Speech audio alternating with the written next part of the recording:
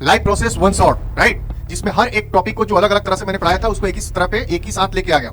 तो थोड़ा सा हम लोग फास्ट चलेंगे। अगर आपको डिटेल्स में जाना है तो आप बैकेंड में जाकर के अपने बायो में देख लीजिएगा लिंक, और वहां से जाके आप पढ़ सकते हो। देखो सिंपल सा कॉन्सेप्ट है जो हम लोग बार बार इसको कहते हैं, ऑल ग्रीन प्लांट्स, जितने भी ग्रीन प्लांट्स आ गए, माइक्रोब्स आ गए, सम बैक्टीरियाज आ गए, और उनको हम लोग इसी ग्रुप में रख देंगे autotrophic mode of nutritions. The process by which digested food passes through alimentary canal into the blood, and all the digested food is taken up by the wall of intestine where numerous microvilli present on it, and these microvilli play a very important role to absorb all the nutrients which is going to be present inside the intestinal tube, right? So microvilli, देखिए बच्चे लिख देते हैं एक ही चीज को 5 बार लिख के आएंगे, transportation of oxygen, carbon dioxide, waste material, urea, और बोलेंगे उनको मार्क्स नहीं मिला। 3 नंबर का मार्क्स है, तीनों अलग अलग आंसर होना चाहिए, ठीक है ना। अब लिखना transportation of nutrients, that is the first point. Another part is thermoregulation, maintenance the body temperature, immunisations, fighting against unwanted substances, and maintain the proper water balance and salt in your body, right. तीसरा part है removing of waste material like fragment of dead cells पड़े हुए, तो इसको भी हम लोग blood cells के थ्रू क्या करेंगे, बाहर रिलीज करेंगे, जहां पे फिल्ट्रेशंस के थ्रू आगे जाके हम लोग अपना नेक्स्ट प्रोसेस देखेंगे, क्या, एक्सक्रीशंस। इसके लिए एक इंस्ट्रूमेंट मेजर करते हैं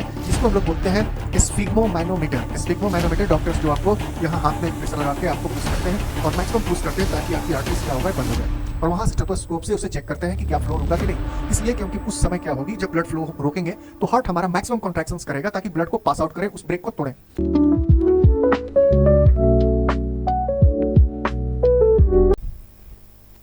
जय हिंद बच्चों, कैसे हैं आप लोग। चलिए आज फिर आ गए आपके साथ अपने कॉमेट हब ऑनलाइन प्लेटफॉर्म को लेकर के। मेरा नाम राजेश कुमार सिंह, आपका बायोलॉजी टीचर। वंस अगेन आपके एग्जाम को पॉइंट ऑफ व्यू को देखते हुए हम लोगों ने लेके आ गए फिर से life process one shot, right, जिसमें हर एक टॉपिक को जो अलग अलग तरह से मैंने पढ़ाया था उसको एक ही तरह पे एक ही साथ लेके आ गया। तो थोड़ा सा हम लोग फास्ट चलेंगे। अगर आपको डिटेल्स वे में जाना है तो आप बैकेंड में जाकर के अपने बायो में देख लीजिएगा लिंक, और वहां से जाके आप पढ़ सकते हो, ठीक है।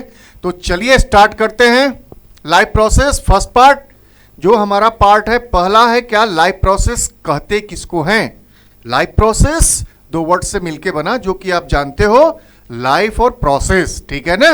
यानी कि लाइफ हमारे को लिविंग बींग्स में होगा, और लिविंग बींग्स हमारे 2 तरह के होते हैं, एक प्लांट्स और एनिमल्स।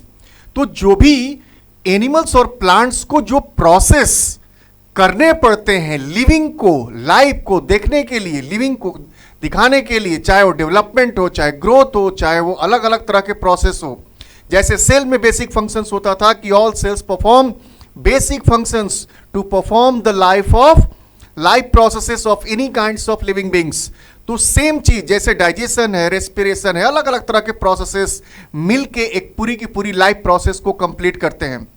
और इसके लिए लाइफ प्रोसेसेस को चलाने के लिए हमारा मेन सोर्स जो होती है वो सब जानते हो एनर्जी के रूप में होती है, और एनर्जी हमारा एटीपी के फॉर्म में बायोलॉजिकल रिएक्शंस के रूप में होता है, ठीक है।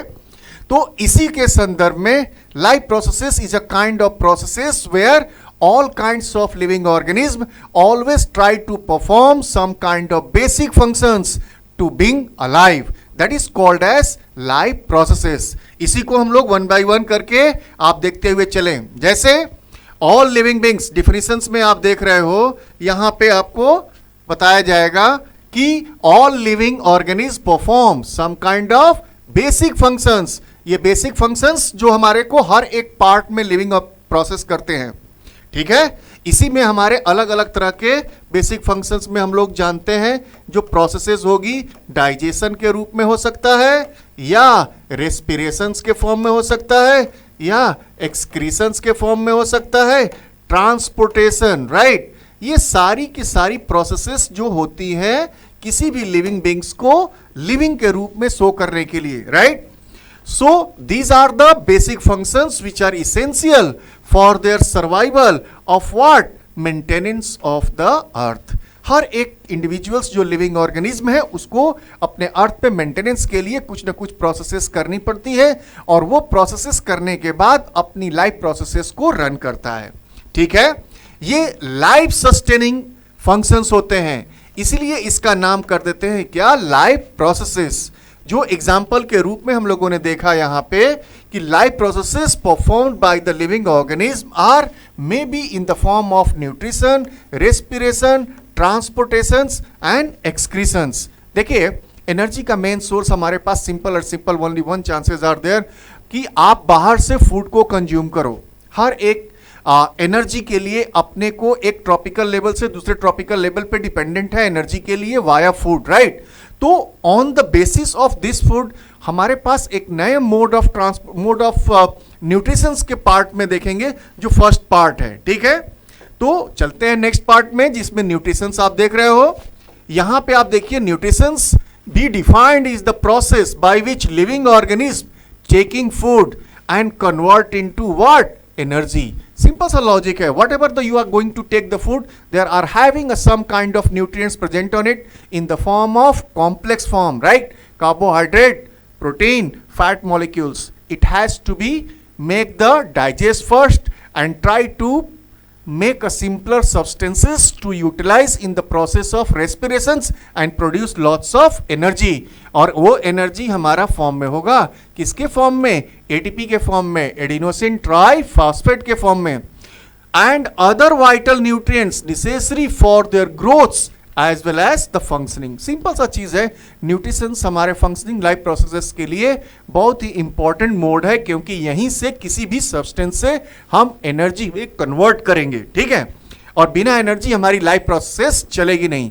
इसी के सेंस में हमारे पास आ जाता है क्या, पार्ट ऑफ न्यूट्रिशंस की इंपॉर्टेंस क्या है, क्योंकि it requires nutrients to perform various bodily functions and to grow.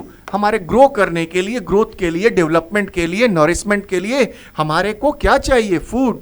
And nutrients are the essential for maintaining all kinds of support of health and the supporting process, right. यानी कि हर एक process के लिए nutrients हमारा important है, इसलिए हम लोग न्यूट्रिएंट्स को देखते हैं, ठीक है। बिना न्यूट्रिएंट्स हमारे पास कोई भी एनर्जी में हम कन्वर्ट नहीं कर पाएंगे, इसलिए इसी को ध्यान में रखते हुए जब आप देखते हो तो इंडिविजुअल्स में लिविंग बींग्स दो हैं हमारे पास यूनिवर्स में, एक प्लांट्स हैं, ग्रीन प्लांट्स, और दूसरे हमारे एनिमल्स के रूप में। तो on the basis of mode of nutritions हम लोग इजी वे में क्लासिफाइड कर सकते हो न्यूट्रिशंस को दो पार्ट में, ऑटोट्रोपिक जो कि ग्रीन प्लांट्स हैं, जिसमें ब्लू ग्रीन एल्गी, कुछ माइक्रोब्स भी आते हैं, साइनोबैक्टीरिया भी आते हैं, the kind of particular individuals which are having chlorophyll present on it, that means green means chlorophyll having present on it, they are able to do the process of photosynthesis and they can make their own food.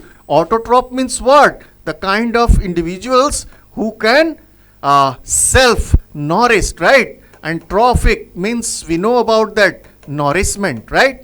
So nourishment जो भी individuals अपना खुद कर ले, खुद से process inorganic components जो environment में पाए जाते हैं, उस इनऑर्गेनिक कंपोनेंट से जो भी फूड को ट्रांसफॉर्म करेंगे due to the process of photosynthesis, carbon dioxide, water and minerals in the presence of sunlight, जो आगे आप देखोगे क्लोरोफिल के प्रेजेंस में कार्बोहाइड्रेट, ऑक्सीजन गैस और खूब सारे water molecules in the form of vapour release करते हैं। इस तरह के प्रोसेस को, इस तरह के इंडिविजुअल्स जो ये प्रोसेस को करते हैं, इसलिए उनको ग्रुप में रख दिया ऑटोट्रोपिक। और दूसरा जो मोड ऑफ न्यूट्रिशन है हमारा क्या है, हेटेरोट्रोपिक, यानी कि सबसे पहला चीज कि हमारे पास क्लोरोफिल नहीं पाया जाएगा, क्लोरोप्लास्ट का कोई कॉन्सेप्ट नहीं होगा, यानी कि हम अपना खाना खुद से नहीं बना सकते। तो those kind of individuals who are dependent on autotrophs, right, green plants, they can't able to make their own food. इसको अगर देखते हैं तो हमारे अलग अलग पार्ट में डिवाइड हो जाता है मोड ऑफ न्यूट्रिशन हेटेरोट्रोपिक। एक हो जाता है सैप्रोफाइटिक या सैप्रोट्रोप्स, इसमें हम लोग देखते हैं क्या है कि individuals death and decay material से अपना न्यूट्रिशंस लेते हैं। दूसरा पार्ट है पैरासिटिक्स, जो कसकटा, प्लाज्मोडियम वगैरह का कॉन्सेप्ट आएगा, जो डिपेंड होंगे दूसरे kind of individuals of living beings in the plant as well as animals, ठीक है। और थर्ड पार्ट है होलोजोइक मोड ऑफ न्यूट्रिशंस, जो हेटेरोट्रोप का काफी बड़ा ग्रुप को कवर करेगा, जिसमें कोई भी individuals of animals who take the complex food as a intake inside the mouth. One by one हम लोग डिफाइन भी करेंगे।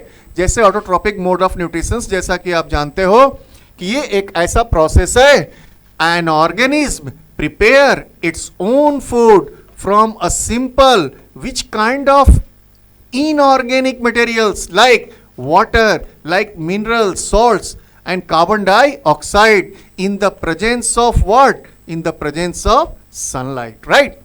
तो these are the kind of inorganic components which are very much important during the photosynthesis or autotrophic mode of nutritions.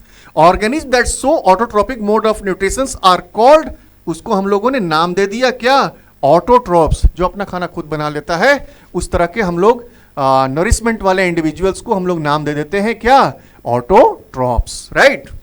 All green plants, देखो simple सा concept है जो हम लोग बार बार इसको कहते हैं। ऑल ग्रीन प्लांट, जितने भी ग्रीन प्लांट्स आ गए, माइक्रोब्स आ गए, सम बैक्टीरियाज आ गए, और उनको हम लोग इसी ग्रुप में रख देंगे ऑटोट्रोपिक मोड ऑफ न्यूट्रिशंस, ठीक है। ये कैसे करते हैं, what kind of process they are going to be utilize. ये देखो इन्वॉल्वमेंट है हमारा, एक नया प्रोसेस जो हम लोग हमेशा से पढ़ते हुए आ रहे हो, जो प्लांट एक हमारी प्रोसेस करती है जिसको हम लोग बोलते हैं क्या, फोटोसिंथेसिस, राइट। फोटो का मतलब ही होता है क्या, लाइट, और सिंथेसिस का मतलब putting together and combining. The process through which green plants synthesize their own food carbohydrate by using simple which kind of components, inorganic substance like carbon dioxide, water in presence of sunlight with chlorophyll, and do the process of photosynthesis, right. So that is the kind of process where any kinds of autotrophic mode of nutrition they can prepare their own food, right. तो photosynthesis का process हम लोगों ने जानते हैं और देखते भी हैं। देखो इसको दो प्रोसेस में आप देख सकते हो, फिजिकली प्रोसेस में आपको डायग्राम के थ्रू दिखाया गया है ऑलरेडी, ठीक है, जिसमें सनलाइट के प्रेजेंस में आप देख रहे हो कि एब्जॉर्ब कर रहे हैं प्लांट्स, और कार्बन डाइऑक्साइड वाटर के रूप में नीचे आपके पास रूट के थ्रू, और ये क्या बना दिया, ऑक्सीजन हमारा रिलीज हो रहा है, साथ में प्लांट ग्रोथ हो रहे हैं, ग्लूकोज की फॉर्मेशन हो रही है। केमिकल रिएक्शंस में अगर आप देख लोगे तो सिंपली क्या हो रहा है, 6 molecules of carbon dioxide, 12 molecules of H2O in the presence of, किसकी प्रेजेंस में काम कर रहा है, एक प्रेजेंस हमारा इंपॉर्टेंट है सनलाइट का, और दूसरा इंपॉर्टेंट होता है जो भी हमारे पास प्लांट के अंदर जो ग्रीन पिगमेंट क्लोरोफिल होना चाहिए, ठीक है ना। क्या बना देगा, C6H12O6, और साथ में बना रहा है क्या, 6 molecules of oxygen gaseous form में प्रोड्यूस हो रहा है, साथ में 6 मॉलिक्यूल्स ऑफ H2O भी रिलीज हो रहा है in the form of water vapour. That is the chemical reactions which one everyone has to be remember during the photosynthesis as a chemical compositions of all kinds of reactions which is going to takes place at the process of photosynthesis, right. तो photosynthesis में आप देखोगे इस तरह से दोनों part आपके चल रहे हैं, और ये मोस्टली ये जो साइट अगर देखी जाए तो ये साइट मोस्टली हमारे all part of plants, green plants में होते हैं, लेकिन मैक्सिमम आपके लीफ के ऊपर देखने को मिलेगा क्योंकि एस्टोमेटल पोर वहां पे होते हैं, और these are the sites where photosynthesis it is a dish shaped green coloured organelles present in the plant cell mainly in a mesophyll cells and it contains a light absorbing green। अगर कोई पूछ दे आपसे कि chlorophyll का काम क्या है, तो ये ही है हमारा क्या, लाइट एब्जॉर्बिंग ग्रीन पिगमेंट्स, यानी कि ये क्या करता है, लाइट को एब्जॉर्ब करता है। Chloroplast can be easily absorb in the cross section leaf, आपको यहां देखने को मिलेगा। आप देखिए इसके स्ट्रक्चर्स को, इस तरह से अपर डर्मिस, वैक्सी क्यूटिकल ऊपर का लेयर लीफ का, लोअर पोर्शंस में ज़्यादा आपके पास रफ होते हैं क्योंकि मैक्सिमम एक्सचेंज ऑफ गैसेस वहीं पे टेक्स होंगे, और वेपोराइजेशन थ्रू ट्रांसपिरेशन प्रोसेस के थ्रू भी वहीं से रिलीज होता है। अपर पोर्शंस क्यूटिकल्स पाए जाएंगे जो थोड़ी वैक्सी है, क्योंकि डायरेक्ट सनलाइट होने की वजह से ऐसे प्लांट ज़्यादा ट्रांसपिरेट करेंगे तो वाटर लॉस ज़्यादा होगा, ठीक है ना। तो ये हमारी इंपॉर्टेंट साइट है where photosynthesis mostly takes place होते हैं। Opening and closing of stomata अगर आप देखते हो तो यहाँ गार्ड सेल आप देखिए, these are the guard cells, complete guard cells present on it, और ये गार्ड सेल में जब वाटर मॉलिक्यूल्स फिल होते हैं तो स्टोमेटल पोर ऑटोमेटिकली क्या हो जाती है, ओपन होती है, और ये स्टोमेटल पोर होने के कारण हमारे पास दोनों फंक्शंस आपको देखने को मिलेगा।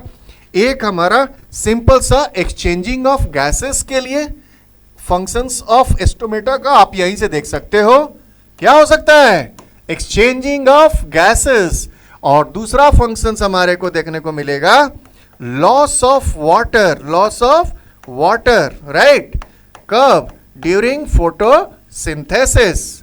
During photosynthesis. और ये किस प्रोसेस से हो रहा है? ये प्रोसेस हो रहा है ट्रांसपीरेशन, राइट। तो ओपनिंग एंड क्लोजिंग एस्टोमेटा यही होते हैं। दिन में हमारे पास वाटर एब्जॉर्प्शन टेक्स प्लेस होंगे। देखो, stomata open and close due to change in the turgor pressure of their surrounding guard cells, and then guard cells absorb water and they became turgis causing stomatal pores open, right? एक बार stomatal pore open हो गया तो ये दोनों functions start हो जाएंगी, ठीक है ना। And the guard cells lose water became the flaccid and the stomatal pore close. ये कब होगा? At the night. कब होगा? एट द नाइट, क्योंकि प्रेशर कम हो गया, वाटर एब्जॉर्प्शन हमारे गार्ड सेल में कम हो गए, तो प्रेशर कम होने से वो क्लोज हो गया। The process is influence the factor of light, temperatures and plant internal state. ये जो एब्जॉर्प्शन की पार्ट होती है या स्टोमेटल पोर की ओपन या क्लोज होने की जो टेंडेंसी है, कम या ज्यादा डिपेंड करेगा अबायोटिक फैक्टर पे, ठीक है। तो इवेंट्स बहुत इंपॉर्टेंट पार्ट जो आपको ये याद रखना है, ये किसी भी हाल में काफी इंपॉर्टेंट है, जो आप लोगों को बार बार आपके क्वेश्चंस में सीबीएसई में पूछे जाते हैं। इसको आप लोग मिस मत करना, ठीक है ना। पहला चीज समझना हो क्या रहा है। देखो, फोटोसिंथेसिस में सिंपल सा चीज हो रहा है, convert light energy into chemical energy. पहला चीज तो आपको इतना तो जरूर याद होना चाहिए कि ये सारी प्रोसेस में जो आप देख रहे हो, इसमें एक ही चीज हो रहा है एज अ केमिकल रिएक्शंस में, कि लाइट एनर्जी जो कि सन के द्वारा जो फ्री ऑफ सोर्स हमारा नेचुरली मिल रहा है, उसी लाइट ऑफ एनर्जी को हम लोगों को केमिकल एनर्जी में फोटोसिंथेसिस के थ्रू शो करना है। तो उसके लिए हमारे पास ये 3 और 4 इवेंट्स बहुत इंपॉर्टेंट है, ठीक है। पहला देखो क्या लिखा हुआ है, एब्जॉर्प्शन ऑफ सनलाइट किसके द्वारा हो रहा है? ये हमारे पास हो रहा है क्लोरोफिल के द्वारा, यानी कि एक फंक्शन क्लोरोफिल का आपको ऐसे मिल जाएगा। दूसरा इंपॉर्टेंट फंक्शंस, इस लाइट एनर्जी को किस में कन्वर्ट करना है? केमिकल एनर्जी में। ये आपको फोटोसिंथेसिस का कॉन्सेप्ट में बेसिक चीज आपको माइंड में होना ही चाहिए। इसी का थर्ड पार्ट जब यहां से देखोगे तो ये थर्ड पार्ट के रूप में है splitting of water molecules into hydrogen and oxygen. देखो, lots of time has been single objective type questions has been asked, right, कि कैसे हाइड्रोजन और ऑक्सीजन फॉर्मेशन हो रहा है, ऑक्सीजन की फॉर्मेशन कैसे हो रही है। उसका आंसर आपके पास होना चाहिए कि H2O मॉलिक्यूल्स क्या हो रहा है? टूट रहा है, और हाइड्रोजन और ऑक्सीजन मॉलिक्यूल में बिखर रहे हैं, ठीक है ना। यानी कि ये किस तरह का रिएक्शंस है? इस तरह के हम लोगों के रिएक्शन को बोलते हैं क्या? डिकम्पोजिशन रिएक्शंस या कैटाबोलिक रिएक्शन है। कैसा है ये? कैटाबोलिक रिएक्शंस, ठीक है। बड़ा मॉलिक्यूल छोटे मॉलिक्यूल्स में टूट रहा है। तीसरा पार्ट जो इंपॉर्टेंट पार्ट भी हो रही है कि रिडक्शंस होते हैं कार्बन डाइऑक्साइड का, और क्या फॉर्मेशंस करते हैं? कार्बोहाइड्रेट। किसके फॉर्म में? C6H12O6 के फॉर्म में। यही आपका फूड बनाने का रीजन, यानी कि 4 steps, absorptions of sunlight into chlorophyll, conversion of light energy into the chemical energy, splitting of H2O in the form of hydrogen molecule or oxygen, and reduction of carbon dioxide into the carbohydrate, right? बस इसको याद कर लीजिए, आगे बढ़िए। देखिए, ये तीनों इंपॉर्टेंट है। मैंने आपको ऑलरेडी इस रिएक्शंस में समझा दिया है कि कहीं पूछ दे कि अगर क्या नेसेसरी होगा, इसी से रिगार्डिंग आप लोगों को मैं अपने डिटेल्स वाले वीडियो में दिया हूं, एक एक चीज का प्रैक्टिकल कराया था कि अगर ये तीनों भी कंपोनेंट्स एक भी अगर कम होगा, अगर किसी भी केमिकल रिएक्शंस में अगर ये नहीं पाया जाएगा, तो सीधी सी बात है कि आपका रिएक्शंस कंप्लीट नहीं होगा, यानी कि फोटोसिंथेसिस टेक्स प्लेस नहीं हो पाएगा। देखिए यहां पे क्या सनलाइट के प्रेजेंस में क्या हमको चाहिए? क्लोरोफिल चाहिए। क्या चाहिए? क्लोरोफिल। और क्या बना रहा है? C6H12O6, और यहीं पे बनता है 6 मॉलिक्यूल्स ऑफ ऑक्सीजन रिलीज होते हैं, और साथ में 6 मॉलिक्यूल्स ऑफ H2O भी रिलीज होता है। दोनों गैसियस के फॉर्म में है, ठीक है। यानी कि एक भी केमिकल रिएक्शंस में ना अगर सनलाइट हो, सनलाइट अगर गया तब भी ये कोई भी आपके पास प्रोसेस कंप्लीट नहीं हो पाएगी, ना क्लोरोफिल रहेगा तब भी प्रोसेस कंप्लीट नहीं हो पाएगी, और इनऑर्गेनिक कंपोनेंट्स ये कार्बन डाइऑक्साइड नहीं हुआ तब भी केमिकल रिएक्शंस कंप्लीट नहीं हो पाएगा, जिससे फोटोसिंथेसिस कंप्लीट नहीं हो पाने के कारण वो फोटोसिंथेसिस प्रोसेस प्रॉपर कर ही नहीं पाएगा। तो फूड बनाने का कोई प्रोसेस होगा ही नहीं, यानी कि ये बनेगा नहीं। इसलिए बहुत important, all the 3 essentials inorganic components, sunlight, chlorophyll and carbon dioxide is much more important to do the process of photosynthesis. देखिए डाइजेशन आने से पहले आप लोगों को मैंने ऑलरेडी समझा दिया कि all the 3 components has to be a very important for the completing of sunlight, right? photosynthesis, right?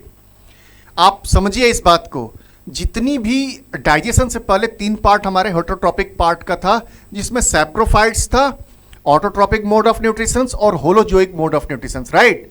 तो सैप्रोफाइट्स ऐसे इंडिविजुअल्स होंगे जो हमारे पास हेटरोट्रॉप्स में होंगे, जो डेथ एंड डीके मटेरियल्स पे जाके क्या हो रहे हैं, अपने न्यूट्रिएंट्स को एब्जॉर्ब कर रहे हैं। जैसे मशरूम वगैरह का आप प्लांट देखे हो, फंगस वाले, उनका न्यूट्रिएंट्स का मेन सोर्स वो वहीं से लेके आते हैं, ठीक है ना? उसी तरह पैरासिटिक मोड ऑफ न्यूट्रिशंस आप देखोगे तो ऐसे काइंड ऑफ इंडिविजुअल्स जो अपनी लाइवलीहुड को, लाइफ प्रोसेस को चलाने के लिए किसी दूसरों पे क्या कर रहे हैं, डिपेंडेंट हैं, राइट? जैसे आपके पास कसकटा का एक ट्री का प्लांट के रूप में एग्जांपल देख लेना। कसकटा अपने किसी न किसी होस्ट को पकड़ के ऊपर बढ़ेगा और वहां जाके टेंटिकल से उसके न्यूट्रिएंट्स को एब्जॉर्ब करेगा और बने बनाए न्यूट्रिएंट्स को ही एब्जॉर्ब करके वो ग्रो करेगा। उसी तरह एनिमल्स में प्लाज्मोडियम का कॉन्सेप्ट है, जिसमें आप देखोगे कि ये हमारे पास एक तरह से प्रोटोजोअन्स होते हैं जो मलेरियल पैरासाइट्स होते हैं, हमारे ब्लड में आकर के हमारे ब्लड के जितने भी न्यूट्रिएंट्स हैं उसको एब्जॉर्ब करके अपने न्यूट्रिएंट्स को पूरा करके अपनी life process, life cycle complete करते हैं। और उसी के बाद में एक आपके पास डिजीज हो जाती है जिसको मलेरियल डिजीज के रूप में जानते हैं। तो उसके बाद जो थर्ड पार्ट होती है हमारी होलोजोइक मोड ऑफ न्यूट्रिशंस, उसमें आप देखोगे कि हर एक पर्टिकुलर इंडिविजुअल्स जो होंगे वो एक अलग प्रोसेस के रूप में चल रहा है, ठीक है ना? जैसे मान लो एक डाइजेशन का कॉन्सेप्ट आ रहा है हमारा, होलोजोइक को 5 पार्ट में डिवाइड करेंगे, ठीक है ना? होलोजोइक को mechanism of digestion of food, देखो जो भी न्यूट्रिएंट्स जो हमारे फूड डायरेक्ट कॉम्प्लेक्स मॉलिक्यूल में कोई भी इंडिविजुअल लेगा तो पहले उससे क्या करेगा, ब्रेक डाउन करेगा। इसी के संदर्भ में देखिए डाइजेशन की प्रोसेस को समझाने की कोशिश की गई है यहाँ पे कि डाइजेशन एक ऐसी प्रोसेस है जिसमें आप क्या देखते हो कि कोई भी कॉम्प्लेक्स मॉलिक्यूल सिंपल क्या हो रहा है, सिंपल फॉर्म में कन्वर्ट हो रहा है। देखिए the process of breaking down the complex food into the simple form, water soluble form, right? And body is easily absorb and utilize. इसमें सिंपल कंपोनेंट्स जो न्यूट्रिएंट्स के मेन कंपोनेंट्स होते हैं, 3 कंपोनेंट्स होते हैं, इसको सिंपली याद कर लेना।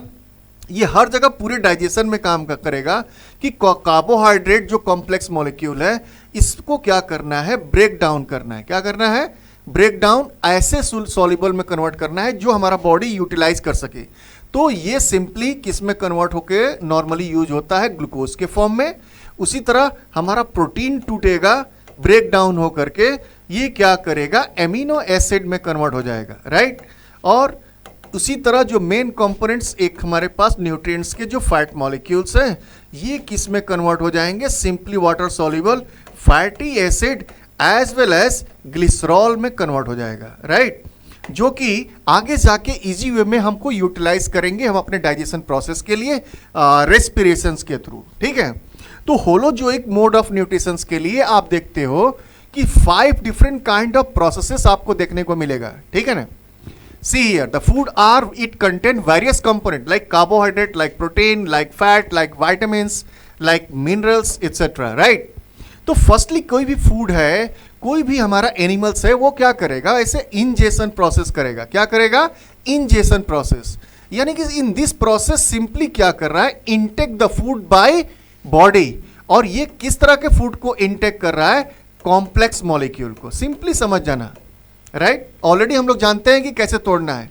डाइजेशन ऑलरेडी समझ गए, जहां पे क्या करेंगे, break down of large organic molecules, carbohydrate into the smaller molecules, simple sugar, जो कि डाइजेशन के प्रोसेस को करेगा। और एब्जॉर्प्शंस, देखो फूड लिया, फूड को हमने डाइजेस्ट करने के लिए ब्रेक डाउन कर दिया, ब्रेक डाउन करने के बाद हमारे ब्लड में होना चाहिए, तो एक प्रोसेस स्टार्ट हो गई, एब्जॉर्प्शंस, राइट? एब्जॉर्प्शंस क्या, जो भी न्यूट्रिएंट्स हैं, जो सॉल्युबल न्यूट्रिएंट्स हैं, जो कि ब्लड उसको यूटिलाइज कर लेगा, इस प्रोसेस को हम लोग नाम दे दिया क्या, एब्जॉर्प्शंस। the process by which digested food passes through alimentary canal into the blood, and all the digested food is taken up by the wall of intestine where numerous microvilli present on it, and this microvilli play a very important role to absorb all the nutrients which is going to be present inside the intestinal tube, right? So microvilli, it is a very important part, finger like projections present on it, inside having a खूब सारा capillaries है, और वो क्या करेंगे, surface area को बढ़ा देगा और वहाँ के न्यूट्रिएंट्स ऑटोमेटिकली कैपिलरी के फॉर्म में एब्जॉर्ब होंगे और ब्लड तक पहुँच जाएगा, ठीक है ना। यही प्रोसेस आगे आपको देखने को मिलेगा। इस प्रोसेस का नाम देते हैं हम लोग क्या, एसिमिलेशंस। क्या बोलते हैं, assimilations. Assimilation means the transfer of absorb nutrients inside the blood from heart to each part of the body.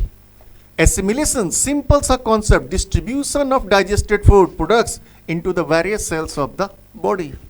जहाँ पे क्या होगा, आगे जाके रेस्पिरेशन प्रोसेस स्टार्ट होंगी, क्योंकि हर एक पर्टिकुलर ब्लड के थ्रू जब हर एक सेल में जाएगा और वहाँ पे माइटोकॉन्ड्रिया है और अलग अलग तरह के माइक्रोब्स हैं जो अलग अलग रेस्पिरेशन प्रोसेस, एरोबिक और एनारोबिक रेस्पिरेशंस के थ्रू 1 ग्लूकोज को ब्रेक डाउन करके क्या करेंगे, एटीपी का फॉर्मेशंस करेंगे।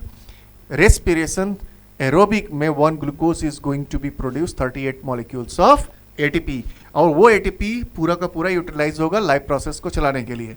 तो होलोजोइक मोड ऑफ न्यूट्रिशंस का लास्ट पार्ट देखो, सारे पार्ट हो गया।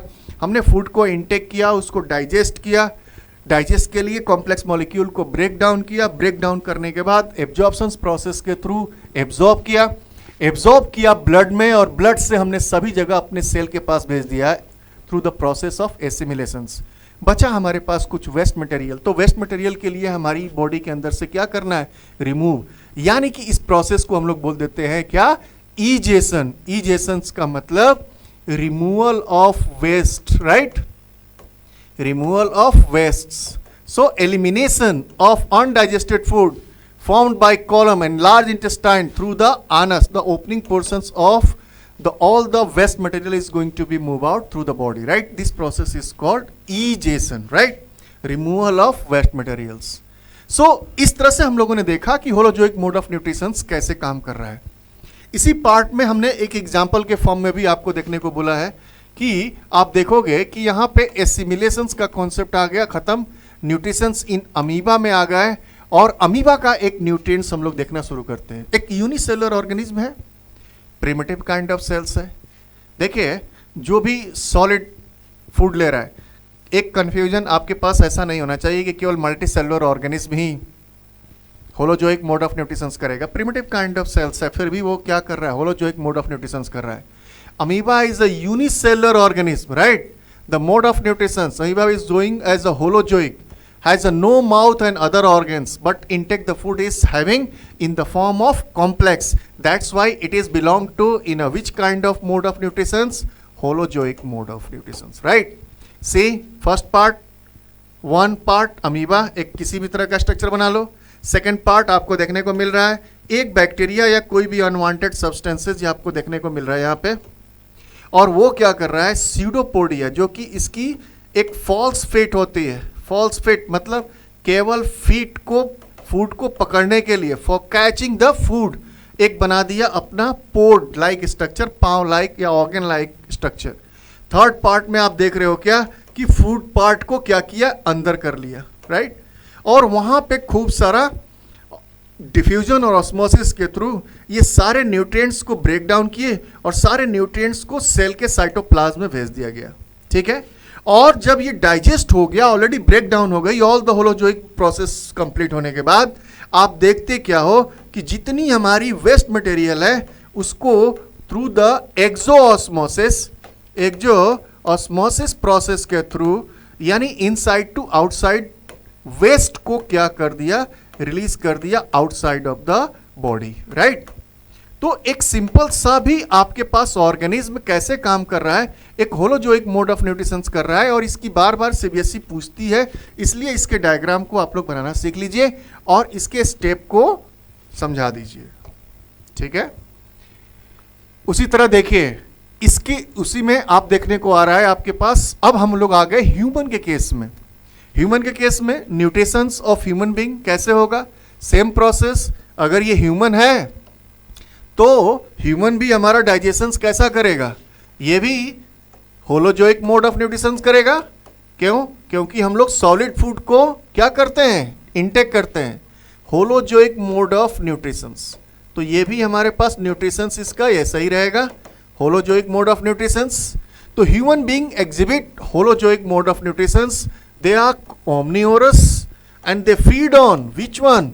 Both plant part as well as animal part. हम लोग omnivores हैं, हम लोग टॉप कार्निवोर्स हैं, हम लोग टॉप हर्बीवोर्स को भी इंगल्फ करते हैं और साथ में जो प्रोड्यूसर है उसे भी हम लोग खाते हैं। इसलिए हम लोग एक ऐसे ग्रुप में हो गए जो कि हर वो चीज़ को इंगल्फ करेगा as a food, as a energy के रूप में, ठीक है। और इस तरह के ग्रुप को हम लोगों ने डाल दिया omnivores, right. The kind of individuals which can take the food both as a food like a producer as well as herbivores who have been consuming the plant product, right?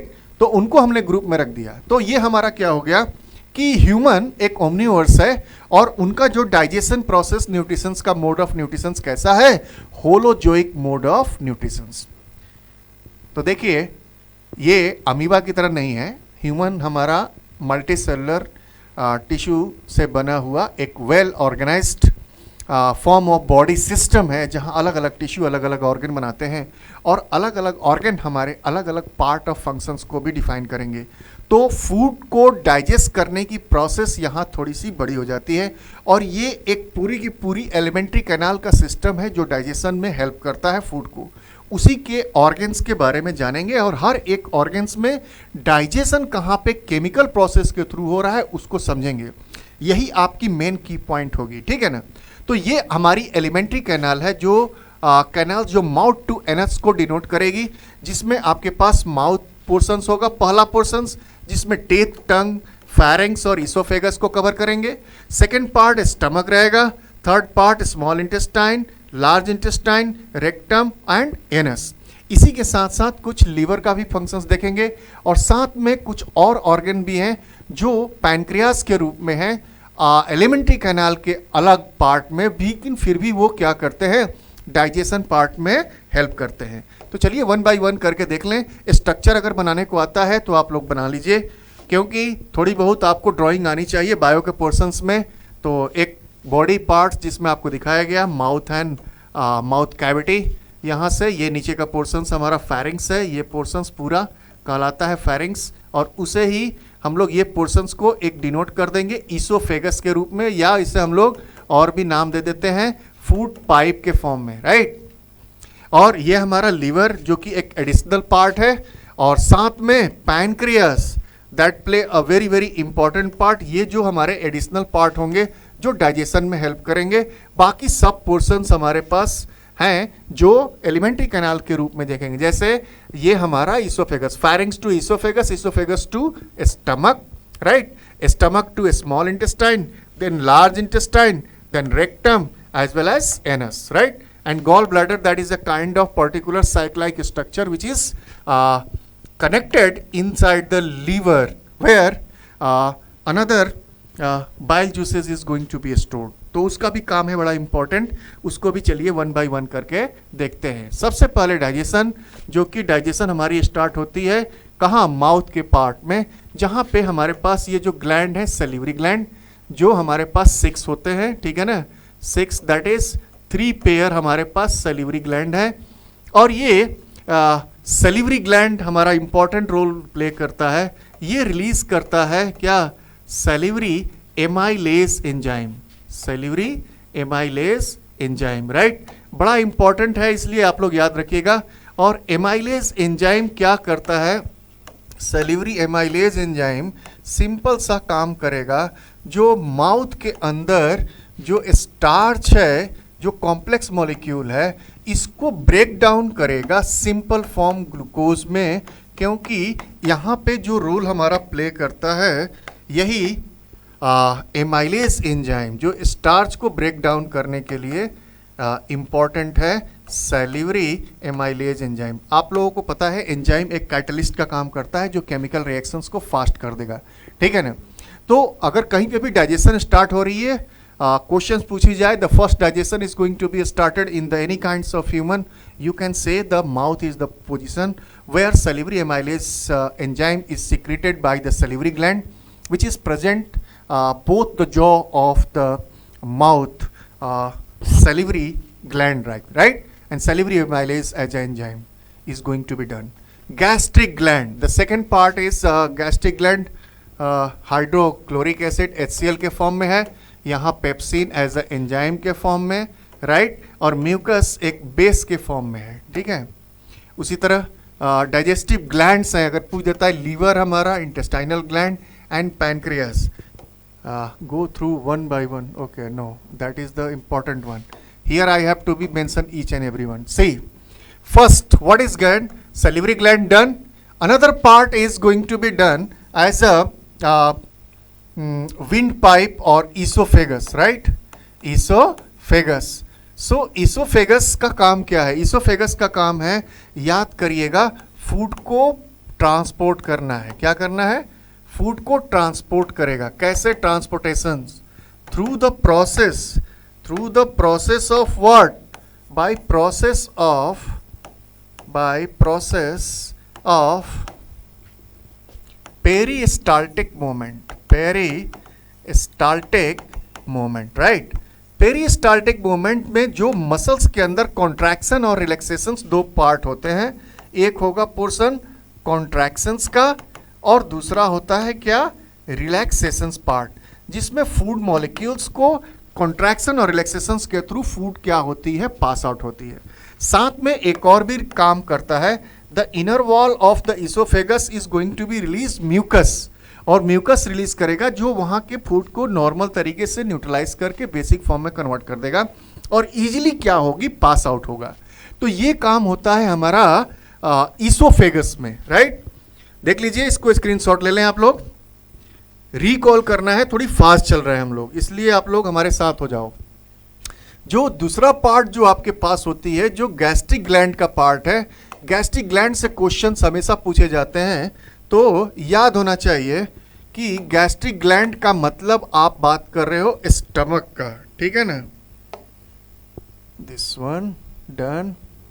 And gastric gland, see here, gastric gland में दो चीजें हमारे पास है, HCl है। HCl का दो काम है। गैस्ट्रिक ग्लैंड याद रख लेना, कहीं से भी नाम आ जाए, गैस्ट्रिक ग्लैंड का मतलब कि स्टमक से आपके पास रिलीज होने वाली जो ग्लैंड्स जो रिलीज कर रहे हैं सब chemical substances in the form of hydrochloric acid, pepsin as well as mucus. अब HCl है, तो ये पहला काम क्या करेगा? जो फूड के अंदर बैक्टीरिया है उसे क्या करेंगे? जो माइक्रोब्स है उसे किल करेंगे, ठीक है। और दूसरा इंपॉर्टेंट पार्ट होती है, जो सेकेंड पार्ट ऑफ फंक्शंस, जो याद होना चाहिए आपको, कि वहां की मीडियम क्या होनी चाहिए? मीडियम को, चूंकि ये एसिड है इसलिए मीडियम कैसा बना देता है? एसिडिक, क्योंकि HCl का pH वैल्यू आपके पास पता है 1.2 है, यानी कि हाईली एसिडिक है। और ये अगर एसिडिक नहीं होगा तो बैक्टीरिया भी किल नहीं होंगे। और इंपॉर्टेंट पार्ट ये है कि अगर ये एसिडिक नहीं होगा तो ये पेप्सिन एक्टिवेट नहीं होगा। यहीं पे समझ जाओ कि एसिडिक होने के कारण इसका जो दूसरा पार्ट है, जो पेप्सिन है, एक्टिवेट हो जाएगा। क्या हो जाएगा? एक्टिवेट। और ये कन्वर्ट हो जाएगा किसमें? पेप्सिनोजन में, राइट। और पेप्सिनोजन ही बहुत इंपॉर्टेंट रोल प्ले करता है। ये हेल्प करता है ब्रेक डाउन ऑफ किसको? प्रोटीन को। और प्रोटीन को ब्रेक डाउन करके ये किस में कन्वर्ट करा देगा? अमीनो एसिड में। समझ में आ गया? यानी कि अगर ये HCl सिक्रीट हो रहा है तो इसका रीजन है, ऐसे नहीं हो रहा है। तो जो भी हमारे पास गैस्ट्रिक ग्लैंड फर्स्ट जो हाइड्रोक्लोरिक एसिड की रिलीज, उससे क्या हुआ? सेम एपिथेलियल टिश्यू जो ग्लैंडुलर एपिथेलियल टिश्यू है, एक अलग तरह का एंजाइम भी सिक्रेट कर रहा है। पेप्सिन क्या है? ये एक एंजाइम है जो क्या करेगा? केमिकल रिएक्शंस को फास्ट कर देगा। लेकिन ये तभी एक्टिव होगा जब वहां की मीडियम क्या होनी चाहिए? एसिडिक होनी चाहिए। जैसे ही एसिडिक हुआ, पेप्सिन एक्टिवेट होना स्टार्ट हो गया और कन्वर्ट हो गया किस में? पेप्सिनोजन में। और पेप्सिनोजन जैसे ही एक्टिवेट होती है वो फैट को क्या कर देगा? प्रोटीन को क्या करेगा? अमीनो एसिड में तोड़ देगा। तो यहां से एक क्वेश्चन और CBSE पूछती है, which part of the alimentary canal where first protein is going to be break down, यानी कि digestion of protein is going to be takes place at the place of what? At the place of stomach. and who has been done? The pepsin enzyme play a very important role to break down the protein molecules into the amino acid with the help of pepsinogen, right? Another part बहुत important जो आपको देखने को मिलेगा, यहीं पे आप देखोगे कि इसका थर्ड पार्ट है म्यूकस का भी, ठीक है ना। तो म्यूकस का क्या रोल है? देखो, म्यूकस इनर वॉल सिक्रेट करते हैं, इनर वॉल सिक्रेटेड, राइट। ये भी एक तरह का ग्लैंड ही है हमारा एपिथेलियल टिश्यू। एक और भी चीज, ये क्या रिलीज करते हैं? बेस रिलीज करता है, याद रखिएगा, क्योंकि HCl का हमारा जो एसिडिक मीडियम है 1.2 था, highly acid, highly to highly acidic, और अगर वो स्टमक के अंदर डायरेक्ट आके टच करेगा तो वो इनर वॉल को क्या करेगा? रप्चर करता है। तो ये क्या करते हैं? Prevent the inner line, prevent, questions यहीं से पूछता है आपका, इसको आप लोग पकड़ लीजिएगा, inner line of the what? Stomach. क्यों? इसका लॉजिक आपको केमिस्ट्री में ऑलरेडी पढ़ाया जा चुका है कि क्योंकि हम जानते हैं एसिड जो HCl है और बेस जो म्यूकस है, ये मिलके क्या बना देगा? सॉल्ट बना देगा, यानी कि ये न्यूट्रलाइज हो जाएगा। क्या हो जाएगा? Neutralise, right. तो ये कॉन्सेप्ट आपके पास चल रहा है जो यहाँ पे देखने को मिलेगा गैस्ट्रिक ग्लैंड में, ठीक है। एक इंपॉर्टेंट पार्ट, नेक्स्ट पार्ट इसी में आगे आके देखते हैं। लीवर का पार्ट का हमको देखना है, ठीक है ना। तो देखिए, लीवर सिंपली सी आपको समझाने की कोशिश करेगा। जो फर्स्ट ऑर्गन्स हमारा जो है ना, डिटॉक्सिफिकेशंस का काम करता है, डिटॉक्सिफिकेशन प्रोसेस। जितने भी वेस्ट मटेरियल या अनवांटेड टॉक्सिक सब्सटेंसेस जो डे टू डे फूड में आप लेते हो, ये सब के सब डिटॉक्स करने का काम क्या करता है? लीवर। और लीवर के पास ही हमारे पास एक अलग तरह के हमारे पास कंपोनेंट है जो एक सैक लाइक स्ट्रक्चर बनाता है, जिसको हम लोग बोलते हैं क्या? गॉल ब्लैडर, राइट, जो अभी हमने देखा था आपको। और ये गॉल ब्लैडर क्या करेगा? खूब सारा बाइल जूस को कलेक्ट करता है। क्या करता है? बाइल जूसेस कलेक्ट करते हैं, ठीक है ना, क्योंकि लीवर से जाके कनेक्ट होते हैं। और लीवर जब हमारा डिटॉक्स करता है तो खूब सारा सॉल्ट, बाइल सॉल्ट के फॉर्म में रिलीज करता है। क्या करता है? रिलीजेस बाइल सॉल्ट और bile juices, bile salt and juices, और उसको स्टोर कौन कर दिया? हमारा गॉल ब्लैडर। तो यहाँ पे मैंने एक ऑलरेडी आपको नाम दिया था कि ये लीवर भी हमारे कुछ एक ऑर्गन है जो एक्सटर्नल ऑर्गन है, जो डाइजेशन में हेल्प करते हैं। तो यहाँ समझ जाइएगा कि इसका फंक्शंस क्या है, what is the functions of bile juices. इस तरह का पूछेगा तो आपको आना चाहिए बाइल जूसेस का फंक्शंस क्या होना है कि emulsification of fat, emulsification of fat. Emulsification of fat कुछ अलग से नाम से परेशान मत होइए, ये सिंपल सा कॉन्सेप्ट बता रहा है कि break down of fat molecule, ठीक है ना, फैट मॉलिक्यूल्स, राइट। और जब आप जानते हो कि जब हम लोग फैट को ब्रेक डाउन करेंगे तो क्या बनेगा? फैटी एसिड, और साथ में क्या होगा? ग्लिसरॉल। एक नंबर का क्वेश्चंस पूछता है, इसलिए आपकी गलती नहीं होनी चाहिए, ठीक है ना। तो that play a very very important role. Liver is secreted bile juices और bile salts which is collected inside the gall bladder, and this gallbladder play a very important role as a bile juices as a content of substances who help out to break down the fat molecule into the simpler form, fatty acid as well as glycerol. तो emulsification देखो, mouth ने starch और carbohydrate को break किया और stomach में gastric juices के through pepsinogen से प्रोटीन का ब्रेक डाउन किया, और बाइल जूसेस से हमने फैट मॉलिक्यूल को सिंपल पार्ट फैटी एसिड और ग्लिसरॉल में तोड़ दिया। यानी कि सिंपल हमने कॉम्प्लेक्स मॉलिक्यूल को तोड़ना स्टार्ट कर दिया, ठीक है। उसी तरह आपके पास कुछ इंटेस्टाइनल ग्लैंड भी होते हैं जो आपको हेल्प करते हैं कि किसी भी तरह के माइक्रोब्स और सब्सटेंस को मिला के देखें। यहाँ पे जो दो तरह की आप चीज़ें देखोगे, एक स्मॉल इंटेस्टाइन का कॉन्सेप्ट जिसमें माइक्रोविलाई आपको देखने को मिलेगा, ठीक है ना। Microvilli has been going to be present. बहुत सिंपल है, ऐसा नहीं है केवल स्मॉल इंटेस्टाइन में भी है, ये लार्ज इंटेस्टाइन में भी पाया जाएगा। सेम चीज़, it is going to be present in large intestine also, but functions दोनों का सेम हो जाएगा। यहाँ पे जो हमारी प्रोसेस थी एब्जॉर्प्शंस, ठीक है ना, एब्जॉर्प्शंस यहाँ भी होगी, एक लाइन में समझ जाइए, एब्जॉर्प्शंस यहाँ भी होगा, लेकिन यहाँ पे क्या होगा, एब्जॉर्प्शंस ऑफ न्यूट्रिएंट्स की होगी, जो माइक्रोविलाई जो वहाँ के सरफेस एरिया को बढ़ा के एब्जॉर्ब करेंगे कैपिलरीज के थ्रू, और यहाँ पे absorptions of extra amount of water और क्या हो जाएगा, मिनरल्स। तो ये दो जगह है जहाँ पे आपको देखने को मिलेगा कि एब्जॉर्प्शंस का ही काम हो रहा है। ये हमारे दोनों ही पोर्शंस में एक ही काम हो रहा है एब्जॉर्प्शंस का, ठीक है ना। एक जगह न्यूट्रिएंट्स को एब्जॉर्ब कर रहे हैं और लार्ज इंटेस्टाइन में जो एक्स्ट्रा अमाउंट ऑफ वाटर और मिनरल्स हैं उसको क्या कर रहे हैं, एब्जॉर्ब कर रहे हैं।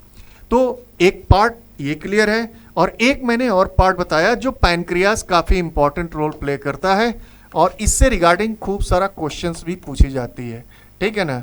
तो पैनक्रियाज देखो 3 तरह की आपके पास एंजाइम रिलीज करेगा, यहीं से याद कर लो as a objective question. Trypsin, दूसरा हमारे पास देखने को मिलेगा लाइपेज, और तीसरा पार्ट देखने को मिलेगा एमाइलेज।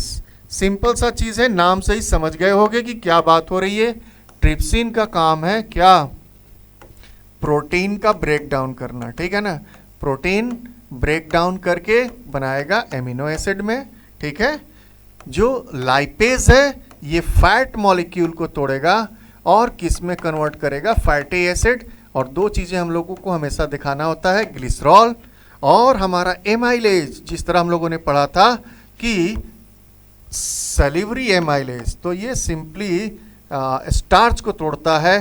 तो स्टार्च भी एक तरह का कार्बोहाइड्रेट है जो कॉम्प्लेक्स मॉलिक्यूल है, यानी कि कार्बोहाइड्रेट को सिंपल पार्ट ग्लूकोज में ब्रेक डाउन करता है। तो that is the 3 important portions of enzyme which is going to be released inside the pancreas who play a very important role in digestion, right? इसके बाद जो आपका जो पोर्शंस है मोस्टली ये लार्ज इंटेस्टाइन के बाद रेक्टम में जाके वेस्ट मटेरियल स्टोर हो जाएगा, और वहां पे इनवॉलंटरी एक्शंस के through through the sphincter muscles anus के through waste material as a process of egestions via holozoic mode of nutrition the waste materials is going to be pass out, right? तो ये process सारी की सारी कहलाती है हमारी डाइजेशन का कॉन्सेप्ट, ठीक है।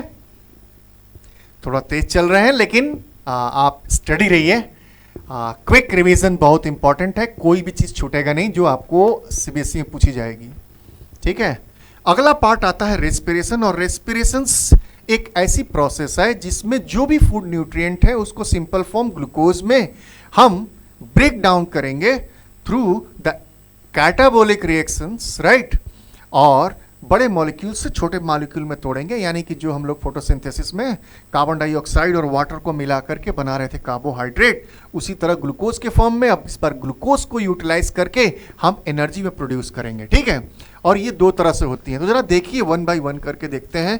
रेस्पिरेशन जो प्रोसेस है हमारी क्या कहलाती है, it is a kind of process, ये सेलुलर प्रोसेस है, यानी कि कहाँ पे हो रहा है, यानी कि कहाँ पे होगी, सेल के प्रोसेस में होगी, जिसमें break down of food glucose को इन द प्रेजेंस ऑफ और ऑब्सेंस, 2 चीजें बोल रहा है, प्रेजेंस में ऑब्सेंस में, किसके, ऑक्सीजन के, रिलीजेस एनर्जी, एनर्जी हमारा हमेशा किसके फॉर्म में होगा, एटीपी के फॉर्म में, and stored in the form of ATP for the life processes.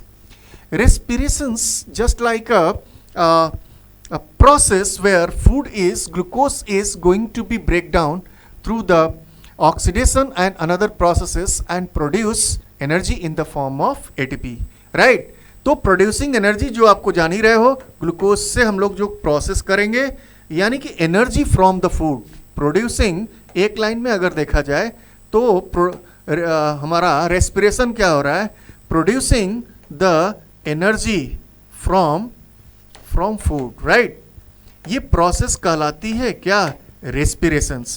अब ये हो सकता है 2 तरह से, क्योंकि प्रेजेंस ऑफ ऑक्सीजन भी हो सकता है और एब्सेंस ऑफ ऑक्सीजन, राइट। तो देखिए टाइप ऑफ रेस्पिरेशंस में यहां आप इजी वे में समझ सकते हैं कि एरोबिक रेस्पिरेशन और anaerobic respiration, there is 2 kinds of respirations has been going to take place, ठीक है।